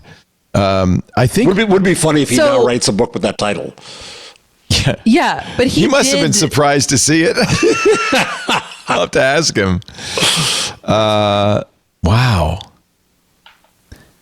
That's how lazy can you be? Because basically what Buscaglia is saying is, what I gave think it a prompt and I just took it. He said that he wrote most of the articles in the 64-page section. So I'm guessing it's probably just he got an assignment to turn around a bunch of stuff, probably for not much pay, and just cranked it out with the help of AI. 404 says the entire 64-page heat index is at the very least incredibly generic and contains the types of lists that AI is often used to generate. The Chicago Sun-Times has none of the stuff you usually have: local event calendars, suggestions about new restaurants. Buscaglia said he did it as part of a promotional special section that's not supposed to be targeted to any specific city and is inserted into newspapers all over the country. It's advertorial crap. Yeah. He said, I had no idea it would be in the Chicago Sun-Times. I mean, there's a lot of there were other because like no editor. It was supposed to be generic and national. I didn't know. We never get a list of where things ran. It's not my fault, man. Can you do me a favor? Since I don't have 404, is a guy named Matt Sebold mentioned in the story? Seybold? No. No. Okay, never mind. Why would Matt be mentioned? It turns out there's other errors in it as well. For example, in this like section called the heat index, in an article called "Hanging Out: Inside America's Growing Hammock Culture," the guy quotes Dr. Jennifer Campos, a professor of leisure studies at the University of Colorado, in her 2023 research paper published in the Journal of Contemporary Ethnography. But a search for Campos in that journal does not return any results. Well, it's not exactly clear why the AI said this. The only mention of Jennifer Campos on the University of Colorado's website is about the graduation of a student named Jennifer Campos who works in advertising. They never learn. What strikes me about this too is the last thing the world needs is more damn content. We got tons of content. Yeah, the idea that you're going to use this to make more and more content is just offensive. Yeah.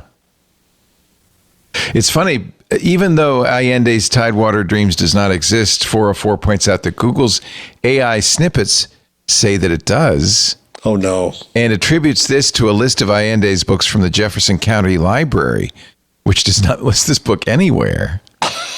So it's AI all the way down. Anyway, Yeah, don't. First of all, we once again we're quoting 404 Jason Keebler and the gang. Yep. Great job. Highly recommend it. Second of all, check your check your output, kids. Maybe it's maybe it's a good thing. Maybe it's not that Volvo is going to put Gemini AI in its cars coming soon. They were one of 2 car companies announcing a partnership. What is it going to do? I think you could talk to it. But chat with it. What? Google Assistant is currently part of Android 13, and Volvo vehicles use that. Next year, new models of the EX90 electric SUV will run on Android 15 with Gemini. So they're using Android Auto. This is, akin to Aston Martin announcing that it's going to have CarPlay. Apple's CarPlay will be the total car interface. Wait, are you telling me this is Kit? Cars. This is Kit. It's Kit. You'll be able to talk to it, and it'll go. Oh no! Wait. Did you didn't grow up with Kit? Of course I did. I'm a Gen Xer. Oh, I thought that was before you guys. We're what about talking you, Paris? about the TV show No Knight idea. Rider, featuring was it David Hasselhoff? Yes. Well, there was also My Mother the Car, but that's another story. I've seen that. We've told Paris all about that. But I do know My Brother the Car. But I don't actually have never sseen an episode of Knight Rider. So No, you're kidding me. Because this is like my kid fantasy. This is it. Knight Rider. It's like talking car. Am I gonna have to buy a new car? A Volvo? Volvo. I don't What see would you you in a talk Volvo. to your car about, Benito? Turn on the radio. Hey, how's Switch your it to day? this, play this podcast. What's going on? Turn on the air conditioner. I could talk to my Make it car. heat. Make it hot. I could say, I could do that. I literally could say, hey, BMW, I'm cold. And it will turn on the seat warmer. We'll turn the temperature up a couple of degrees. It'll say, how you feel now, Leo? And What will it say if you say, hey, BMW, I'm cold-hearted? Will it play something inspirational? I'm sorry, I can't help you with that. So is Ant now mad that he's listening to this in the car and you're going to turn on the heat for him? No, I don't think that's a problem. I think it knows who's who. Really? I hope it knows who's who. I hope so. Hey, BMW, turn off. Play Twit podcast. Shut down. Play all the Twit Pull podcasts over. now. Yeah. Hey, BMW, pull up Intelligent Machine podcast on Apple Podcast. Rate it There you 5 go. stars. Yeah. I can also change the color of the interior lights, which Lisa just loves. Can it do fuzzy wuzzy? The Hue lights used to be able to do that for a while. It doesn't That do was always fuzzy wuzzy, but you'll say things like, hey, BMW, turn the interior to green, and it'll say, okay, I've turned everything emerald. It doesn't call anything normal color. But it translates it into It knows what I language for mean, you? but it's just correcting me. It's a little passive aggressive. Okay, you mean emerald? Okay. Taking a break. More to come. This episode of Intelligent Machines brought to you by Spaceship. We have a simple question. It's maybe not such a simple question. Might actually be a pretty big question. Why do we always say simple and affordable is basic and only for beginners? Tech professionals want simple. They want affordable, right? That's the idea behind Spaceship. This is such a nice site. You got to just check out the site. It is brand new, the pioneering domain and web platform that takes the pain out of choosing, purchasing, and managing domain names and web products. They have shared hosting, virtual machines, business email. They have a lot of nice features and below market prices for domain registration and renewals. You might want to take all your domains over there. Spaceship has some pretty fresh ways to deliver simplicity. For instance, there's Unbox. It connects your Spaceship products to your domain, okay? So you've got a domain name, brand new, shiny domain name. Now you want your blog, your email, everything to be connected. Well, it does it in just a few steps. Unbox. There's also, if you really want help, there's your own AI assistant. They call him Alf. He is not an alien. He is your AI friend to make your life easy. Alf does all the stuff you probably hate, and he loves doing it, from domain transfers, updating DNS records. It's really cool. You say, hey, Alf, do this, and it does it. Roadmap. This is important. This is a brand new service, brand new site. They understand they've got a lot of great features that you might have other features you want. They've got a public roadmap that you can use to explore, suggest, even vote on new features and products. And so far, there have been some pretty sweet new products coming out of this, including a messaging app that is, well, I'll tell you about it another time. It's super cool. So customers in the tech community, you get what you really need. Something simple, something easy, something beautiful. Visit spaceship.com/twit to discover exclusive deals on domains and more. Spaceship.com/twit. This one's for everyone. I think you'll love it. Spaceship.com/twit. So Paris, is the hat on the lava lamp at a jaunty angle on purpose? It is. It's very jaunty. Well, it's less jaunty. You fixed it. Oh, that's okay. I fixed it. I did. I made it less jaunty, but it's properly lava lamping. I could make it jauntier. If it were a beret, it should be jaunty. I'm not sure. If you could seal it carefully, that cowboy hat, maybe it would halfway through the show just pop off. That would be pretty funny if it went. And it would be. It'd be good for dramatic effect. If I said something really crazy and it went, whoop, yes. Thanks for whoever in the chat told me to put tinfoil underneath the cowboy hat so it doesn't melt, because that's been great. Oh, that's smart. No melting cowboy hats on this show. See, folks, that's why you want to join the club, because you get really handy tips in life like that. That can only get there in the chat. I can only imagine there's a lot of people out there wondering, how do I put a cat-sized cowboy hat on my lava lamp that is missing a top cap? And the answer is tinfoil. Where else would you go to get that answer? But make sure you have an MCP interface so that people with their own AIs can find that information. It's the only way that it's possible. One of the other things people have been wondering is, what the hell happened at OpenAI? Karen Howe is an investigative reporter who has written a new book called Empire of AI. In fact, we should get her on. Dreams and Nightmares in Sam Altman's OpenAI. Excerpt published this week in The Atlantic. As well as Technology Review, as well as some. She has like 4 excerpts out there. Excellent marketing. I'll have to read the other ones.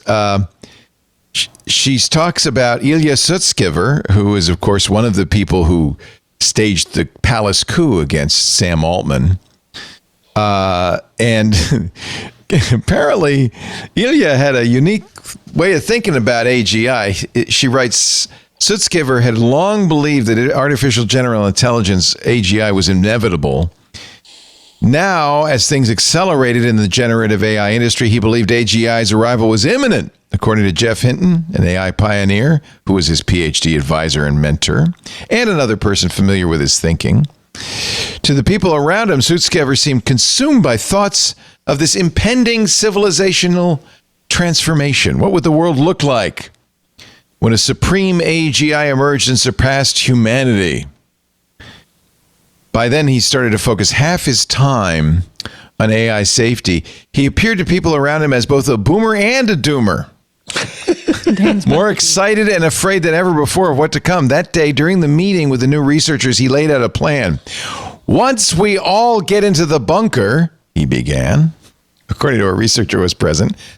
I'm sorry, the researcher interrupted. The bunker? Oh, we're definitely going to build a bunker before we release AGI. In New Zealand.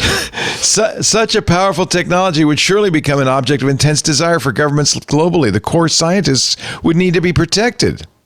Not from the AGI. Imagine being stuck in a bunker with those jokers? Of course, he added. It's going to be optional whether you want to get into the bunker. Is he New Zealander? No, that's where they're building the bunkers. Oh, that's where it'll be. Probably. Yeah. It's going to be, I'm just making up an accent for him. It's going to be optional whether you want to get into the bunker. 2 other sources Howe spoke with confirmed that Sutskever commonly mentioned a bunker. There's a group. I can't believe this hadn't been reported until this book. This is such great detail. This is such great detail. There's a group of people, Ilya being one of them, who believe that building AGI will bring about a rapture.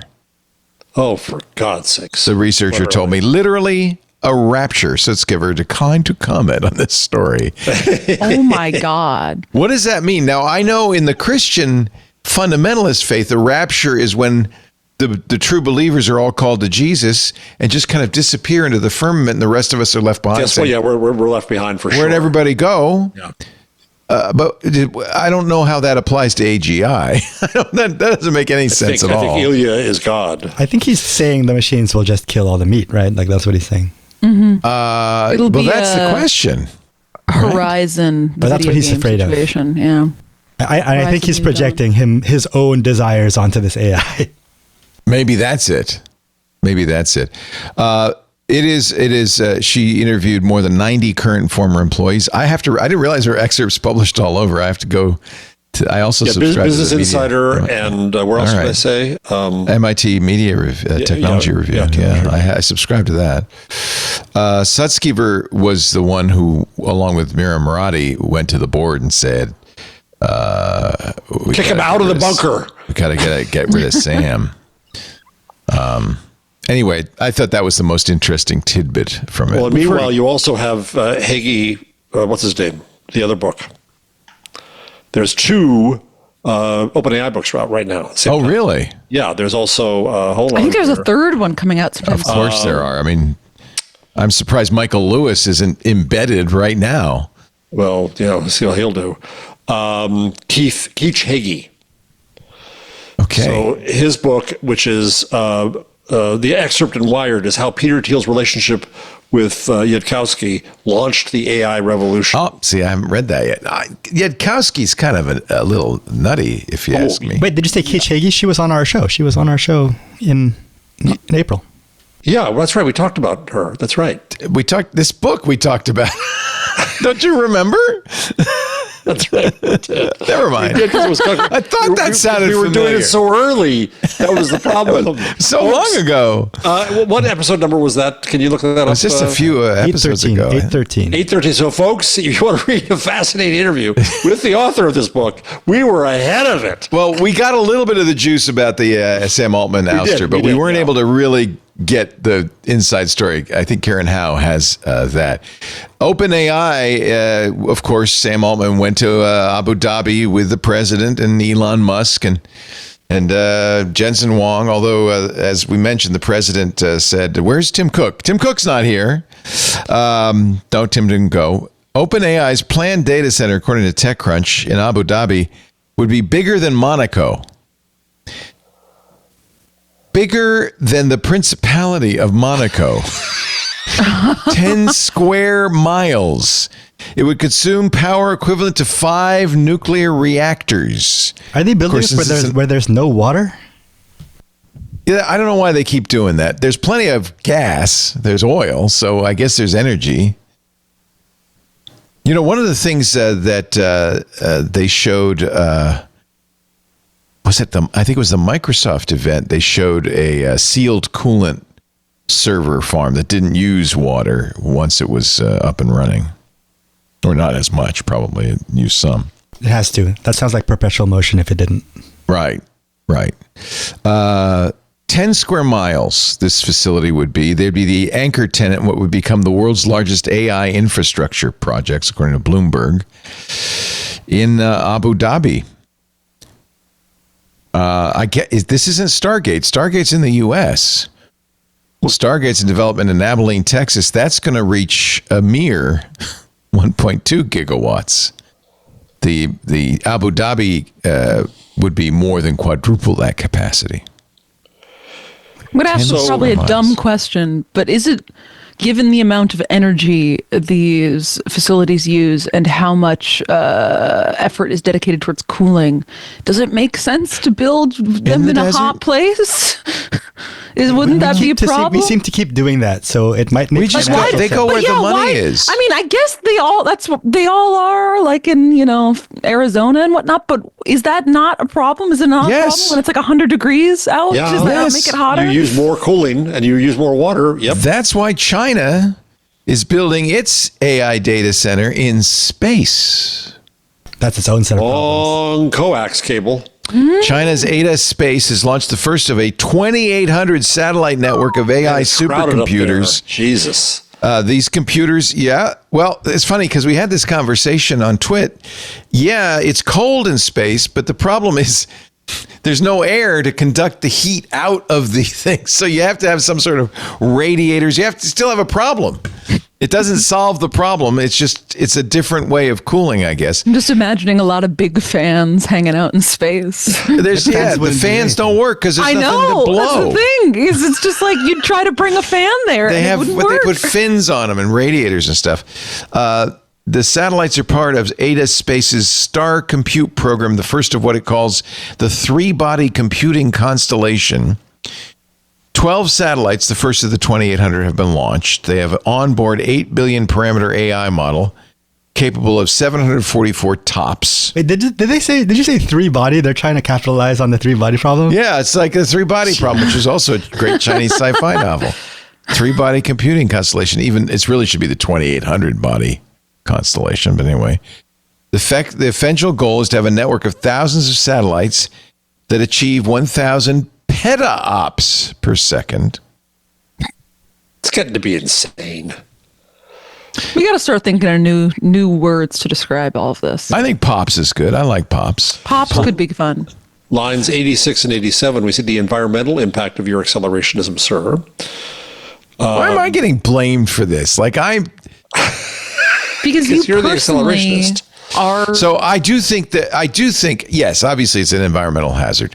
But I also think there's a lot of pressure on these companies to bring down costs, which means use less energy. Not necessarily. You could make them out of tubes and then use more heat. No, they're finding ways to be more efficient. But I'm not sure it's a 1-for-1 with cost and energy. No, but it's close. It's close. So AI could keep us dependent on natural gas for decades to come. The MIT review has done a whole big package about the environment. But this all assumes that it's going to use the same amount of energy forever that it's using today. And that's my point, is that they are strongly incented to reduce that amount of energy. Yeah, they're saying, researchers say that the total energy use could reach between 392 and 463 gigawatt hours annually. That's enough to power, it's only 35,000 homes. We got more than that in Petaluma. Well, so research scientists from University of Rhode Island, Providence College, University of Tunis in Tunisia ranked them, and OpenAI's O3 model and DeepSeek's main reasoning model, because we think it's also small, right? Use more than 33 watt hours for a long answer, which is more than 70 times the energy required by OpenAI's smaller ChatGPT 4.1 Nano. Claude 3.7 Sonnet is the most eco-efficient, noting that hardware plays a major role in the environmental impact, I mean, I don't know if wattage is really the best gauge of this, because power generation, how the power is generated is really the most important aspect of is it natural gas? Is it nuclear power? If it's all solar, then fine, coal? Right? But it's not. But it also fits into a larger ecosystem of power. And the grid. Yeah, the grid. And if it takes the only decent power you can have, and we're all stuck using bad power, then it didn't necessarily help. Yeah, but all I'm saying is, I don't know if wattage is the right metric to be using. Yeah, I agree. There's another dimension.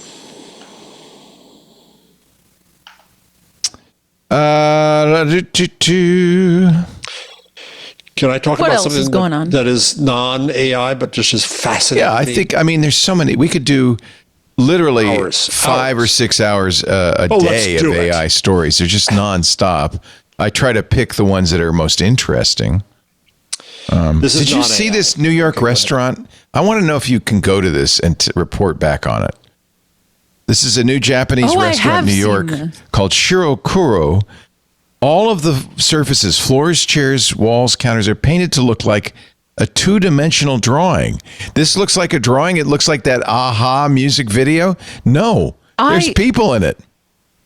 I believe I walked by this at some point, and it was just kind of confusing looking. I command you to go in there and take pictures. That sounds wild. I'll do it for you. It's just around the corner from Henry's restaurant. It's in the West Village. Along with the best hamburgers in New York. It's in the East Village. Well, how close is the East Village to the West Village? You can walk. Yeah. About a park away. Yeah, okay, there you go. That's not so bad. Yeah. Just go around NYU. Santa Fe has a restaurant like this called Meow Wolf. What? No, Meow Isn't Wolf that is an the company that Meow probably Wolf did is it. a museum. Oh, it's It's like it's a part of Art City. Oh, okay. Yeah. Oh, okay. Yeah. That's cool. Oh, that's The commenter is saying that it reminds them of Santa Fe's Reminds Meow them Wolf, of which Meow is like Wolf. kind of that's one of the rooms in Meow Wolf, which is like I want to really go to one of these Meow Wolf interactive- places. They're opening one in Las Vegas. That sounds incredible. Yeah, Have you been to everybody's any of these Meow No, Wolves? but I always see videos of people like opening a oven and then walking into a barn through it. Right. It's just crazy. I did. This is the Las Vegas I did a bunch of stuff with Omega them Mart. when I worked at Twitch. We did a bunch of stuff with Meow Wolf, and their stuff is amazing. And They're an artist collective. Yeah, it's They're just an not- artist collective, yeah. and they just got Yeah. money for some. They found a way to make money off of it, Yeah. and it's great. That's so cool. Yeah, we were talking about it on Sunday because one of our hosts on Twit, Will Harris, is doing a thing in London that's kind of like this, an experience bar where you go for the experience, right? Not just the drinking. A lot of the. What is the experience at the bar? Do you remember, Benito, what the name of his... I don't remember the name of the thing. I don't even remember what the theme of the place was. Was it? It was steampunk. Oh, right, steampunk. A steampunk bar. So it's also like an RPG. There's a story happening. There's a narrative happening in the bar. Yeah, there's mysteries. I'm things. interested in if it's an RPG-esque sort of thing with a story going on. That's Yeah, wouldn't that be cool? I don't know if it's worth a trip to London. Anyway, Will was consulting for them. Let me see if there's a link to it in the. No, I guess not. You'd probably have to dig into his Instagram. Yeah. fascinating. Yes. Yes, he calls himself Instagram's Will Harris. Well, I have bad news for you. The Take It Down Act was signed by the president. So now this act, which ostensibly protects people from non-consensual intimate images, is so vaguely phrased that it could in fact be used to censor all kinds of things. Gee, you think? Yeah. Boy, well, even that's an Trump at his accident, State I'm of the sure. Union address said, hey, I'm going to use this. No one's been treated worse on the internet than me. It's now the law of the land. You have 48 hours to remove this non-consensual intimate imagery, whether real or AI generated. If you publish it, if, for instance, somebody puts it on my Mastodon instance and I don't take it down within 48 hours, I could suffer 3 years in prison and fines. When notified? Do you have to Yeah, be notified? you have 48 hours of being notified. You have to make reasonable efforts to remove any copies. The FTC enforces it, which means nothing will ever happen. And companies have a year to comply. So I'm not going to go crazy. The EFF, though, and the Center for Democracy and Technology say the takedown provision could be used to chill a much wider array of content than just intimate imagery. And it also threatens end-to-end encryption because, of course, you know, these services have to be able to see this stuff too. Yeah, So- it'll be really interesting to see how this is applied over the coming months. Let's hope that it's just, bluster. Mm-hmm. What did you think of the Google smart glasses? Now we're 24 hours after the Google event. So I think that Google, for context, at I/O yesterday debuted their version of smart glasses, and they've been the product that they showed was like something we've talked about on the show before here. That would be really cool. Glasses that you look through, you could see your text messages coming up through it. You could look over at a image of a concert and ask Google to be like, what concert is this? What band is it? Could you play me some music from them? All like really interesting things. They had like heads up kind of display for walking directions. I think it all sounded really awesome. I just am not certain that we're going to be getting it anytime soon, which I think is probably the correct and cautious approach to take with technologies like this, given kind of how a lot of interesting things demoed at Google I/O end up. I would be super interested if these glasses worked, could have my prescription in them, and I didn't, would have love a it. battery life of 15 minutes. But Yep. I don't know whether or not that's going to be real. Yeah. It had, and Google just loves this, a simultaneous translation feature. That, which had they a show little delay. every year. Yeah. Did you see the Wall Street Journal demonstration of that? Not in glasses. No. What did Joanna do? Line 116. No, it wasn't Joanna. I don't think it was. No. Line 116 has Watch video. me try Google's live language translator. It's wild, says Nicole Nguyen. So if you go down, there's the video, and it is pretty impressive. Okay, so... Oh, this is the live translator feature that's going to be in Google Meet specifically. You You like gotta to turn the go on your sound next on. vacation? So there's Nicole. She's the Where would I reporter. like to go on my next vacation? Speaking English? Well, I can tell you about an upcoming vacation that I'm taking to Spain, to Mallorca, a España, a Mallorca, donde mi esposo se encuentra con la familia de mi esposo en Sacramento.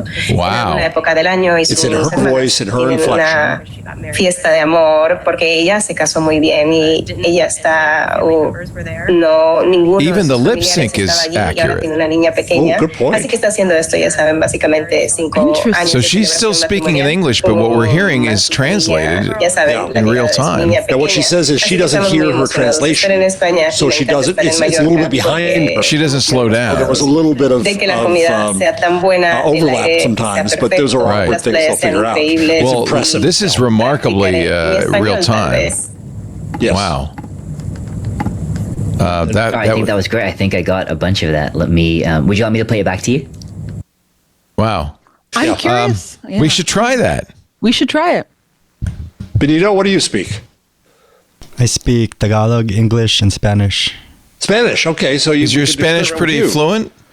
Conversational. Well, can we do a meet call with Benito? Right now? Yeah, we could. Sure. Let's make it is it really out? hard.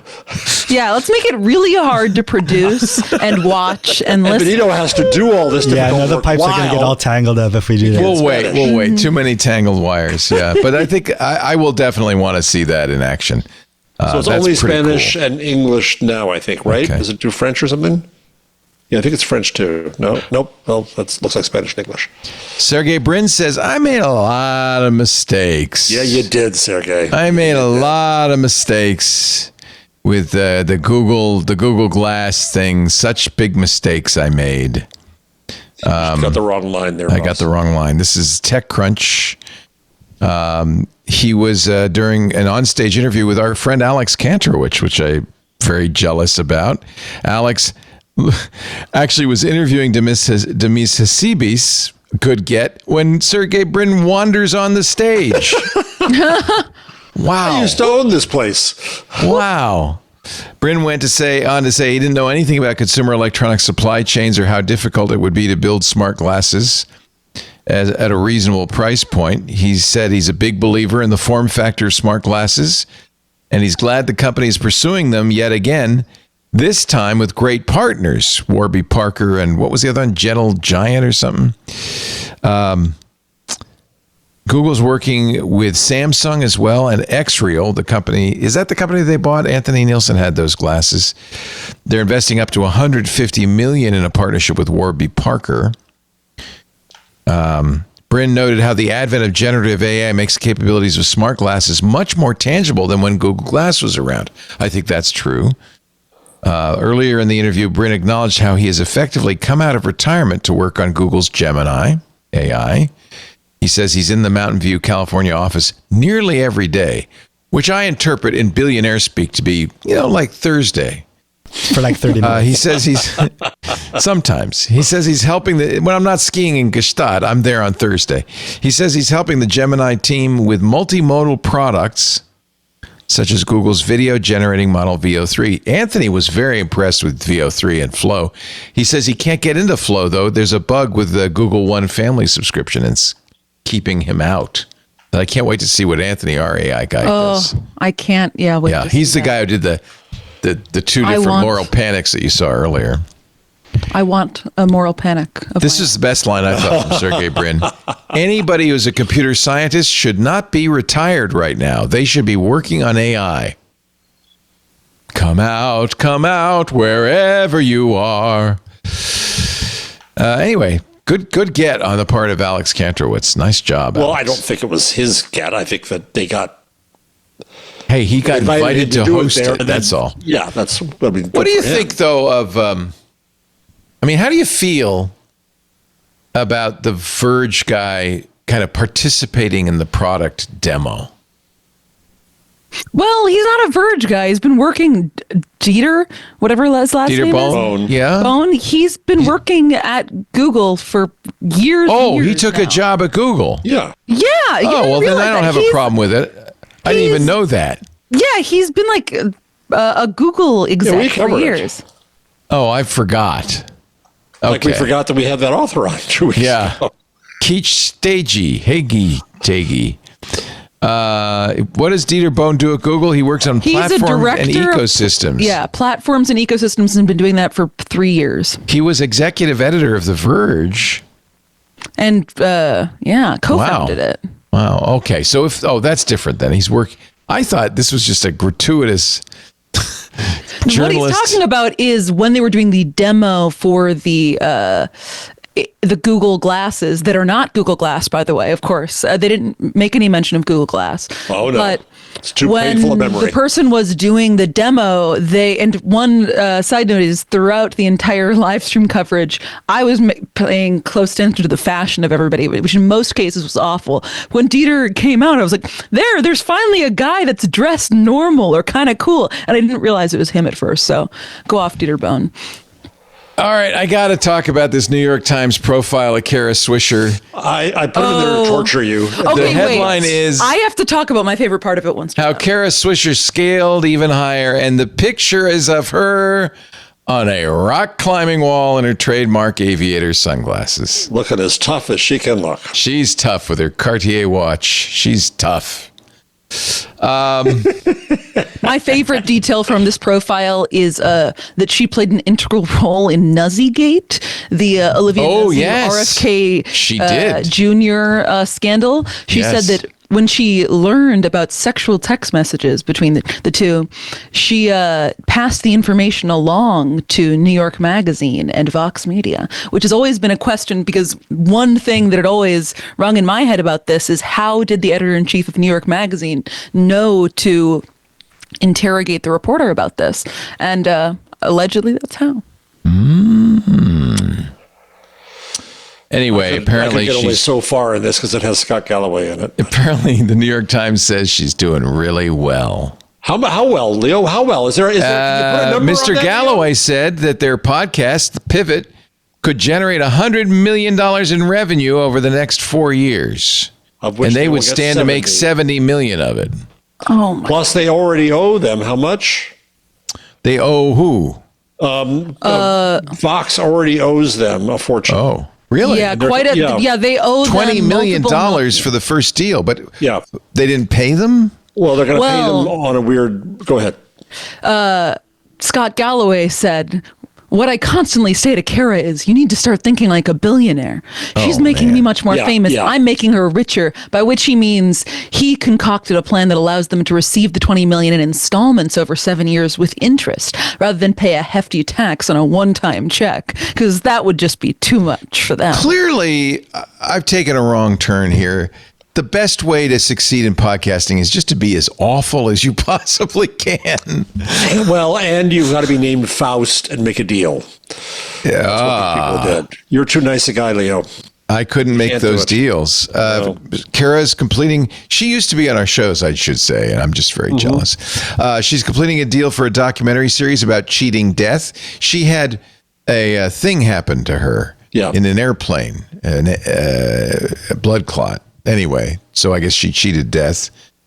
She already earns $250,000 a year just for CNN, for being a contributor on CNN. You wonder which what I those must folks say, earn? she's pretty offhand when she does it. She's like, yeah, that's going on. Yeah, Elon, what are you going to do? Yeah. She's working on a book about mortality and future tech. There's a potential TV show based on her memoir. And she's a consultant on the L Word. The Washington version of the series of the L Word, which is a very cursed combo, in my opinion. It's not a good combination. All right.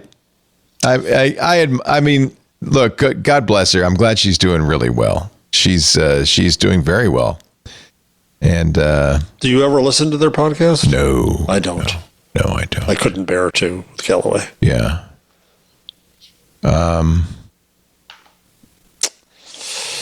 Anyway, she must have a good publicist. I'm not sure why this New York Times article exists, to be honest. Yeah. But she's got a good publicist, I guess. And I really sound like a jealous son of a bitch. So I'm not. Well, as I said about another piece about that was elsewhere about the New York Magazine about the head of the op-ed section in the New York Times. This class is what we call a puff piece. More puff pieces to come. You're watching Intelligent Machines. Paris Martineau. We're the unpuff. We're not. We're anti-puff. We don't do puff. No we're puff. Anti-puff. Jeff Jarvis. No puff zone. He is a non-puffer. No puff zone. I like that. That's good. Okay, let's get Benito one. Come on, everybody. Leo, let's get Benito one. No puff zone. And we'll be back in a moment. According to Wired Magazine, your career, graduates, has not ended before it started. Actually, it's a commencement speech at Temple University by our good friend Stephen Levy, who is a techno-optimist. He went to Temple. I didn't know this. He was a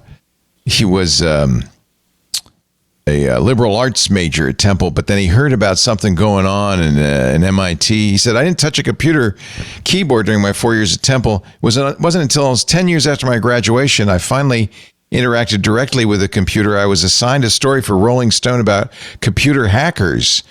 I was energized and fascinated by the world and decided to keep writing about it. There It Began. Hackers is a classic book about the early MIT hackers. I have an autographed copy by Mr. Levy. Very happy to say. He went to MIT and wrote about them in I guess, was it the 70s? Anyway, he wasn't 70. It was in the 70s. Was it? Maybe it wasn't. Maybe it was in the 80s. I don't know. It wasn't much later than that. Stephen also found Einstein's brain, famously. He found it? Yeah. Yeah, it was being driven across country, right? It was published in 84, Hackers. 84. Okay, mid-80s. Okay.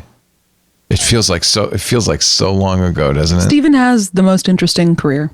Now, see, this is a guy I hugely admire. Yeah. He's a nice guy. He got the class of 2025 at Temple University to say in conjunction with him, I am human. He says that is the simple truth that will guide your career and your life as you leave this campus. And one final note, I did not use AI to write this speech. This is the humanities show today. Yeah, I am human. Have you watched Murderbot yet, by the way? If you want to see a good robot show, it's on Apple TV. It was a wonderful science fiction nihilistic series. Robot, exactly what you'd want, Paris. Ah, that's fun. It's a security bot who overrides his governor that keeps him from having free will and wanders into the world, and it's actually quite good. And dislikes people, right? He's extremely shy. He's an introvert. Skarsgård is the murder. Yeah, it's Alexander Skarsgård. Yeah, it was wonderful. Great casting. Yeah, and he can't. The second episode is called "No Eye Contact." he can't handle eye contact. AI. Okay, you're gonna laugh at me for this. This is from Science Alert. Discovers suspected trigger of Alzheimer's and maybe even a treatment. Let's hope. Researchers from UC San Diego used AI to discover that a gene. This is, by the way, what AI is good at, is pattern recognition. Researchers used AI to discover a gene. The AI did not discover anything. Unlike what the headline of this thing says. The AI didn't make the discovery. The researchers using artificial intelligence and AI modeling specifically discovered this. Okay. The team used AI to model the structure of the PHGDH enzyme more fully than it had in the past, suggesting that it had a previously hidden function, flicking switches for other specific genes on or off. Further analysis showed that the enzyme interacted with two genes inside brain cells known as astrocytes in ways that interfere with the brain's ability to regulate inflammation and clear out waste. The researchers think, it's not conclusive, that this could be one of the tipping points triggering Alzheimer's. Flush out your brain. It gave them a treatment.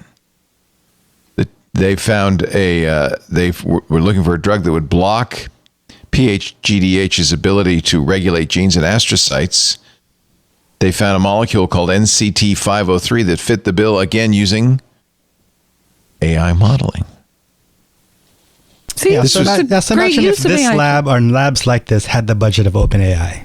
Just like, yeah, that's the thing. Yeah, if they true. had Good point. 1/10 the budget of OpenAI, even, or even 1/20th, imagine how much progress there would be.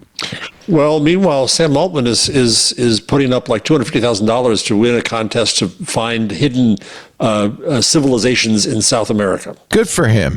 He also just spent $6.5 billion to buy Jony Ives thing, this is a big story. They published a announcement image that looks like a pregnancy announcement, basically. Line 84. So Jony Ive is, of course, the designer who was at Apple for a long time, pal of Steve Jobs. It's crazy. Created his own design firm and had long been rumored to be working on some sort of AI phone device.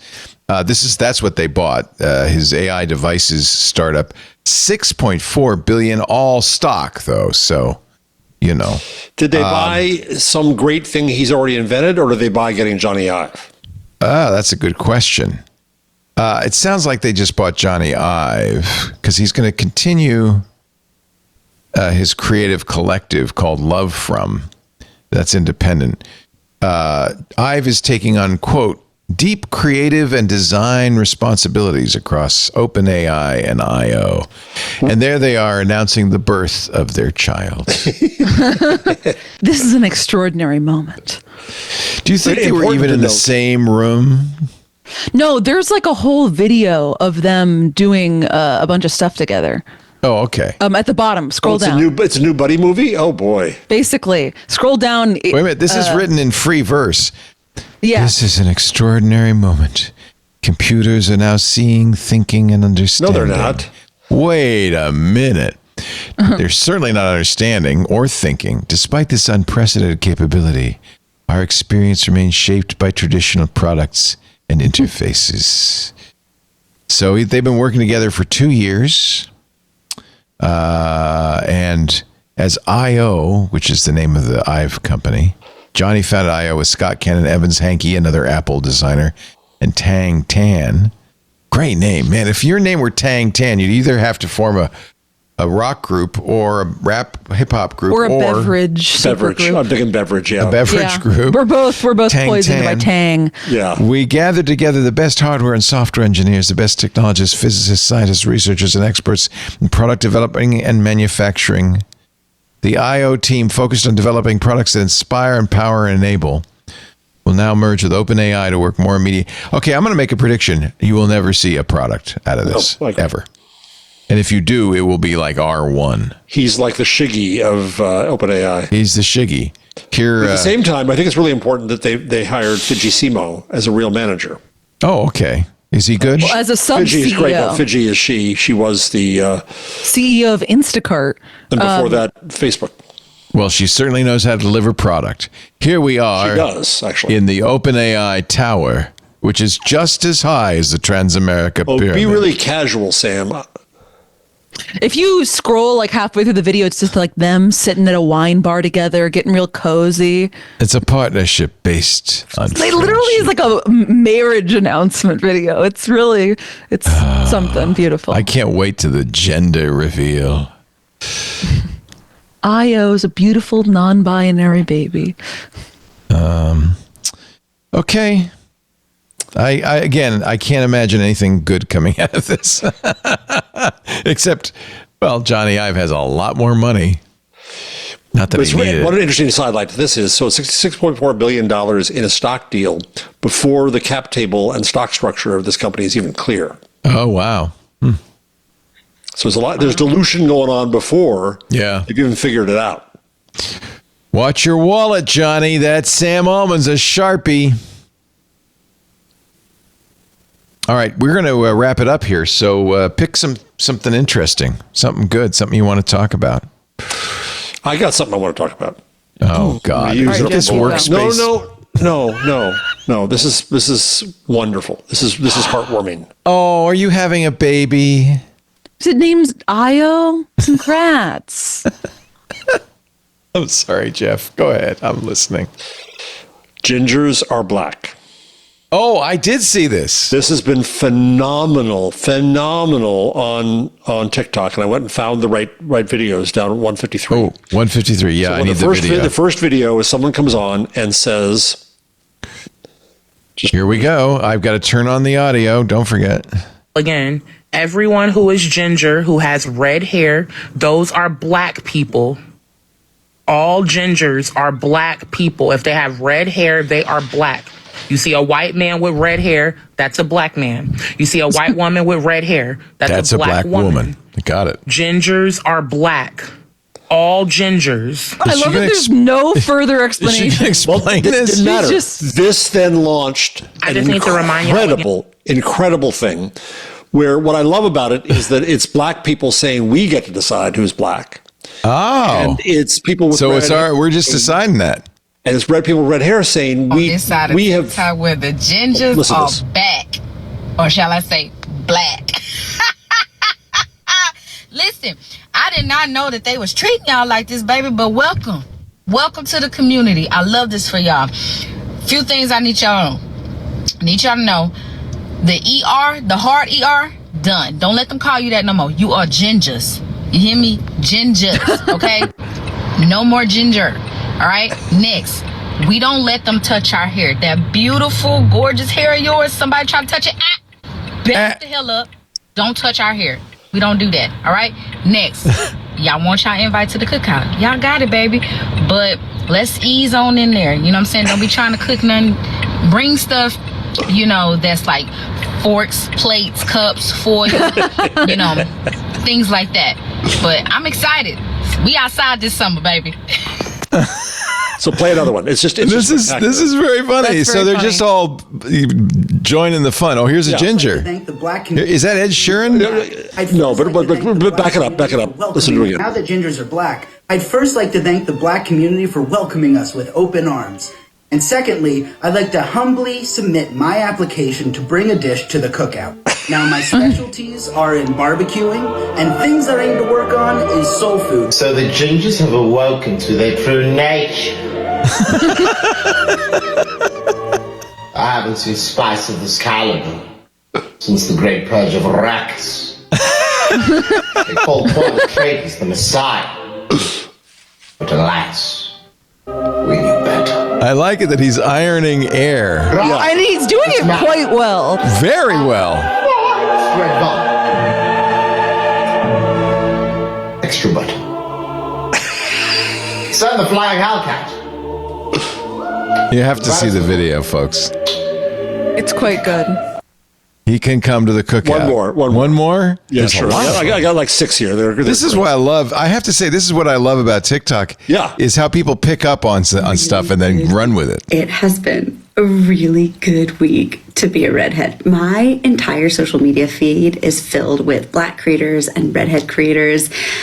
And I admit the first video that I saw about, redheads now being black actually brought up a lot of bad memories in terms of names being called: firecrotch, ginger minge, soulless, devil's stepchild. The very first time I was asked if my rug matched the curtains was on a middle school bus ride.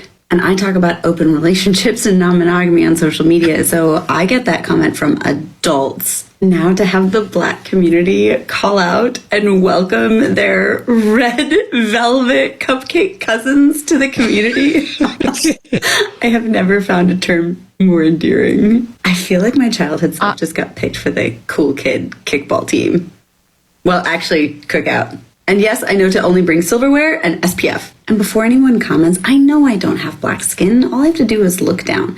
But I feel like there's a lot of examples when the black community fought for something and redheads benefited. For example, in the makeup industry, when black voices fought for more inclusive skin shades, us pale-toned people, we benefited as well. Some of the stories that resonated the most with me this past week is how many Black women have been treated differently from a medical perspective.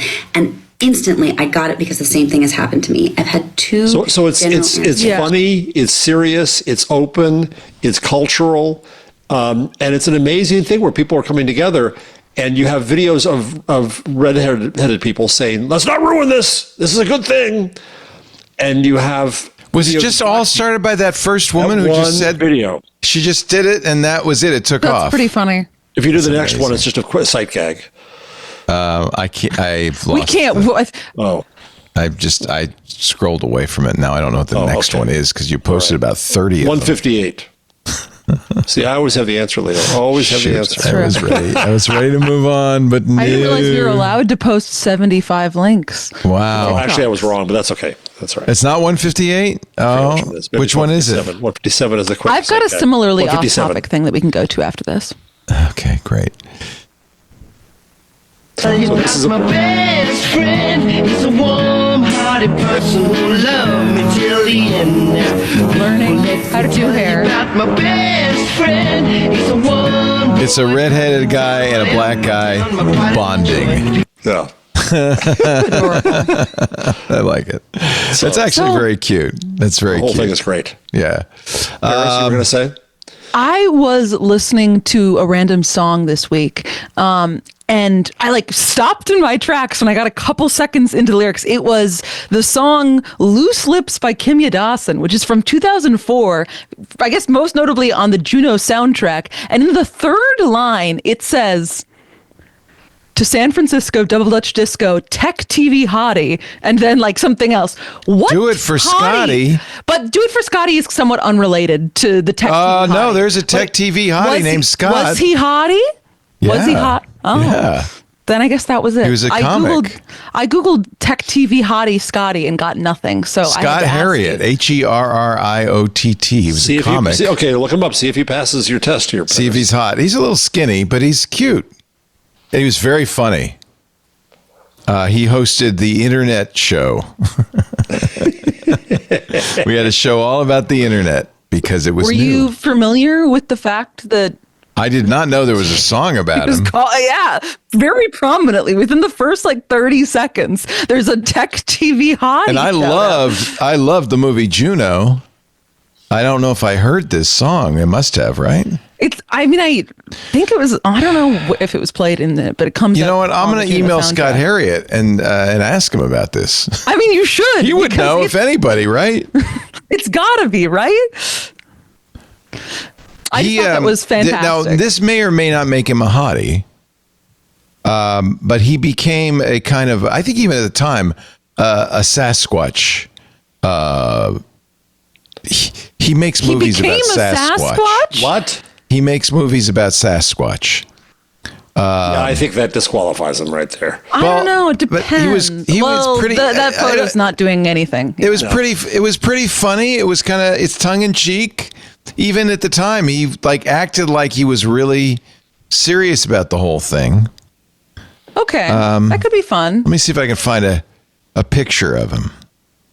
I'm trying to find a picture of him from the Internet Tonight days specifically. Oh, I have. I'm sure I have many. Oh, actually, I do. I don't know if I can find it fast. I have a picture of him and his co-host Michaela Pereira playing with my Emmy. Oh, not a euphemism, folks. It's not a euphemism. It's a true story. I had an Emmy back in the day at Tech TV. Let's see. This would have been. I can go by year, I think. Wait, they don't take those away. You still have that Emmy then, right? It broke.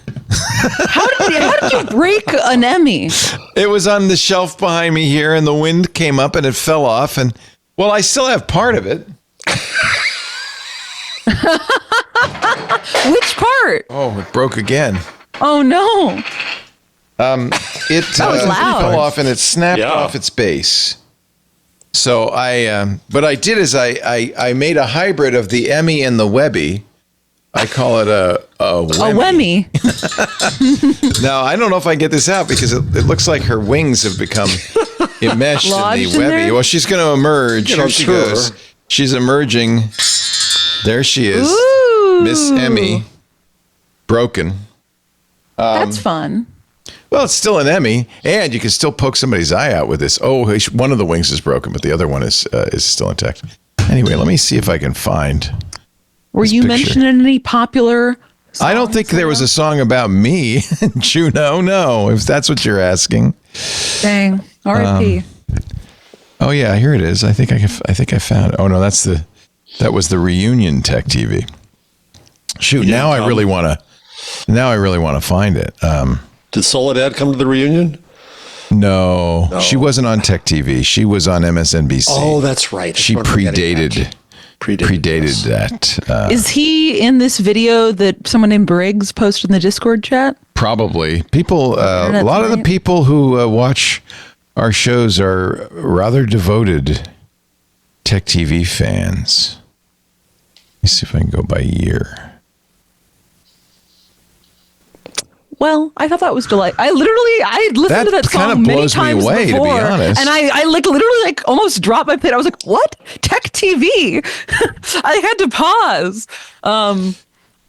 Very strange. Very strange, right? Yeah, weird things come up from time to time because of. It was part 21 years ago. It was part of the culture. I remember going out with Amber MacArthur to a Canadian Toronto hotel, and they were a very hip restaurant where they showed old versions of the Computer Chronicles on the wall. They projected them on the wall in a very kind of ironic way. And I said, someday we'll be up there on the wall of fame. Oh, come on. Yeah, that would be really good, honestly. I'll suggest that to some bars in Brooklyn. I am in the right vicinity of my photos, the Tech TV vicinity, but I don't know if was Internet Tonight a play on Entertainment Tonight? Was that supposed to be? Yes, and the whole thesis was, it was 1998. You probably don't know anything about the internet, but we're going to show you, here we go. We're going to show you all the funniest, best things about the internet. That's him in the back there. It's kind of a hottie. So what do you think, Paris? Okay. You'll do. Yeah. Passes? Yeah. He's a good-looking guy. Nice hair. He was a comedian. You got to put something in the song. Oh, yeah. Okay. If he's funny, then that actually does help. Funny a lot. Goes a long way. I know. Yeah. Significantly, yeah. Yeah. You can be a real dog, but if you're funny, well. If you're funny, it kind of changes everything. Changes everything. Just ask Louis C.K. No, don't. No. Oh, Leo. No. Leo. We gotta cut this whole segment now. It didn't go as well for him as he had thought. All right, let's take a break. People up here. Our picks of the week coming up next. You're watching Intelligent Machines. Jeff Jarvis, Paris Martineau, and me. I'm Louis C.K. No. I thought I had a pick this week, but I guess I don't. So I guess we'll start with you, Paris Martineau. I was, perusing through the Apple Podcast app this week, and I noticed a couple things that I thought you might want to know. One is a review of this podcast, Intelligent Machines. Starts pretty normal, talking from 4 days ago from SXMGD. Says, love the weekly AI insight. I always walk away with each episode as something new to think about. Genuinely look forward to the next one. Sounds You're curious. So far, a really nice thing about how they recommend it. They say also bring back the Craig Newmark. Oh no. The one after that, from 5 days ago, from No Nickname E. Oh, it says 5 stars. Bring back the Craig Newmark jingle. Bring it back. Then another one from Bob in West Virginia. I love the delightful back and forth of the hosts of Intelligent Machines and the guests they have on. One of my favorite hosts is Jeff Jarvis, and he's the former Leonard Tao Professor of Journalism Innovation and Director of the Townite Center for Entrepreneurial Journalism at the City University of New York's Craig Newmark Graduate School of Journalism. Thanks. And then we've got Jimmy Olsen, another 5-star review, says, bring back the Craig Newmark song spelled incorrectly. So, I just thought these were some really great reviews of our podcast. This was your idea, and it was actually a brilliant idea. If you want the Craig Newmark jingle to come back. Newmark.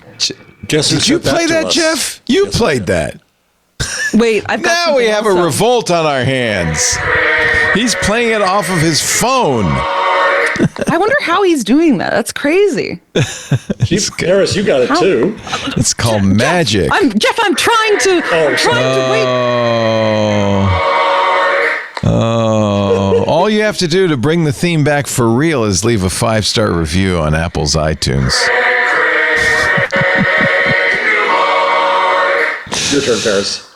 No, stop. And this is the reason why there was that pause beforehand is the original choir recording that Jeff and I have from the man who Eric Jones who got the choir. That was a real choir. Yes. Yeah. He's Wow. now he's the conductor of the choir that sang it. Wow. He said, I'm retired from conducting last year. Oh. I was a little bummed to hear Leo say that he wasn't going to play the clip anymore. But I understand. Specifically, I will say, in his email to us, he said, I wanted to send you both the original audio file so you have for your records. And also, I thought it might be funny if just once you played it yourself over the audio feed when you introduced Jeff or when Leo's not expecting it. Only once, though. It wouldn't be funny after one time, which is very funny because we keep doing it. You've created a monster, Eric. Thank you, Eric. Now he's going to go to sleep tonight. He can't get out of his head. Did we stop using that version of it? I would say it's beautiful sounding. Like it really hearing all the individual voices, like they did a great job. Did we use a different one, Benito, or maybe it just sounded? I just have the one that we've always been using. It was just the one that we did. Yeah. Okay. Is that your pick? Oh, sorry. That was part of one of my picks. I had my pick was some good Apple Podcast reviews. I have two. One, I guess we'll do that's timely. Today I saw that King George Coulomb of the Texas Renaissance Festival died, which you may be aware if you saw the FX or I guess HBO special. You recommended it, and I watched it because of you. It was fantastic. Fantastic. It's crazy. It's like Succession meets Tiger King meets like a David Lynch film. And so this is a quite sad article that also has a mention of suicide. I'll just update here. He was pronounced dead this week, potentially relating to a gunshot wound. And something I think is interesting, even though it's morbid, is this happened a week or two after a Grimes County judge ruled in favor of a group of investors who alleged King George backed out of an agreed-upon $60 million deal to sell the Renaissance Festival. We saw on TV. We saw him backing out of that. So part of the whole special, and the court said you have to pay $20 million in damages. Yes, and then he also lost the mayoral election because this man not only owns the Renaissance Festival that is this entire town, he's the mayor of the town and also their king. And this whole series, it's fantastic, is about him trying to find a successor for his empire. But in the end, he can't let it go and backs out of all of the deals because he can't let go of power. And it turns out he couldn't let go of power even more to the point where the courts got involved.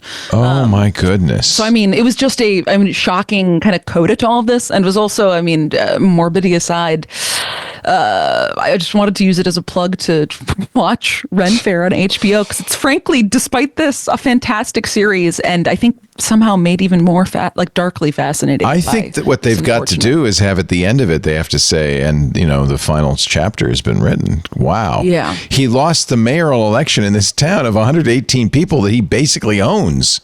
Yeah. That he was the boss of all of them. Yeah. Wow. That's a bad sign. And then he had to pay $20 million. And these things both happen in the same week. It's crazy. Yeah. It's only 3 episodes. It's quick. It's kind of weird and creepy. And it's definitely. And if you or anyone you know is struggling, call 988 to get help, please. That new number. That's great. 988. Yeah. There's no reason, nothing.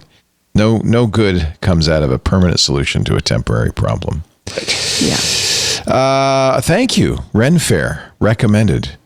Jeff, do you want those pics to be your TikToks? Do you want that on your... I could do the next 4 TikToks as it, but I'll spare you. No, I actually don't have much because I was busy this week. Are gingers going to stay black? Is that permanent? Is that done? Says man who put 10 links in the pic section. Once you find one, you got to go. Well, if you want, then watch another one. Go to line 150. I wasn't even talking about the TikToks. There are other things. We did 157, didn't we? That was. We did. I think most of these. Yeah. Well, what is Lego Cat? There's more. Well, that's what I have. Lego Cat is just a picture, just a fun picture for you both. Of a cat. Okay, this is made out of Lego. Oh no, it's not even. Oh, it's a real Lego cat box with a cat inside that looks like the Lego cat. I would definitely buy that Lego. Yeah, that's a great Lego set.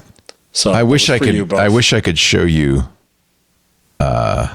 Rosie. Yeah, how's Rosie doing? Yeah, give us the Rosie update. She's doing great. Oh, there she is. Oh, hello. She's reaching towards the mic just like her papa. Oh, hello, princess. Hello, Rosie. She's a little grumpy. She just woke up from her nap. Oh my gosh. Look at her little freckly paws. She's a very sweet girl. She's very I like patient. that she's immediately interested in the mic. She understands that it's the family profession. This is the family profession. You need to take this up now, young lady. You need to create content, Rosie, or you will not be allowed to continue to exist. She's a very sweet, tiny little girl. She's so cute. Yeah, she's really sweet. She is. And she loves being held and pet. She does. She's very cuddly. It's nice to have a cat for a change that doesn't hate me. She doesn't know about me yet, though. One of you There's only time. Huh? Is she more attached to one of you? Jeff says, she loves Lisa. Coming from a place of deep hurt. Yes, deep hurt. She loves Lisa. She knows where her bread is buttered. But she and I get along pretty well. She'll come up and crawl up on me and stuff. Oh, she likes my scritches. What a sweetie. Oh, what a cutie. How's she adapting to the new house and everything? She's doing great. She's doing great. You're doing good, aren't you? You really like it here. Yes, she does. She's starting to want to get away, but she's sitting for quite some time. She's very chill. She's extremely chill. Right, Rosie? You're so chill. She's got beautiful eyes, too. Isn't she pretty? I know. She's a great beauty. She's so tiny. Those eyes. Oh. Now, does she qualify as a black cat? Lisa, she's a tuxedo cat, right? I know, but if someone's does that qualify as a black cat? Does she qualify as a ginger? She's a redhead. Yes, now she does, right? Yeah, she's a redhead. That was another video I didn't put up, which is an orange cat and says, "I'm hanging out here with my black cat." Okay, that would have been good. That would have been good. We'll end with that. Thank you, Jeff Jarvis, Professor Emeritus of Journalistic Innovation at the Craig Newmark. Graduate School of Journalism at the City University of New York. Yeah. Montclair State University, SUNY Stony Brook. Thank you, Jeff. And don't forget the book, The Web We Weave, available at better bookstores everywhere. Gutenberg parenthesis in paperback now. The magazine, after I record a few pickups on Friday, will be available. Oh, that's exciting. That's exciting. And don't be surprised if the voice suddenly changes at the very end. Oh, right. Don't be surprised if you hear me coming in and be like, an AI can't touch any of this. None of this. None of this can an AI touch. No matter what Jarvis says. No matter what. He loses. Loser. Jeff Jarvis told me that this was actually what he personally believed in, but he's too cowardly to admit it. Well, that's really a low blow. Paris.nyc for Paris Martineau, tech journalist at large. Thank you, Paris. Thank you, Jeff. Thanks to all of you for watching and putting up with us. The show is Intelligent Machines every Wednesday, 2 p.m. Pacific, 5 p.m. Eastern, 2100 UTC. We stream live. Now, let's see if I can do this without my fingers on 8 different platforms. Of course, Discord for our club members, but there's also Twitch, TikTok, X.com, Facebook, LinkedIn, YouTube, and Kick. I think I got them all. You don't have to watch live, though. You can watch after the fact. We have copies of the show at our website, twit.tv/IM. Don't confuse those. You get me upset. We also have a YouTube channel dedicated to intelligent machines. But the best way to get the show, as with all our shows, is to subscribe in your favorite podcast player. Leave a 5-star review, and maybe we'll get the Craig Newmark jingle back again. Also, club members get special access. We're doing all of the keynotes in the club now. There she goes. And that's because of takedown concerns. So if you're in the club, we'll be doing the WWDC keynote. That's the next one on June 9th. We did Google I.O. yesterday and the Microsoft Build keynote on Monday. Those are both in our Twit Plus feeds, exclusive to club members. If you're not a member and you want to join, we would love to have you.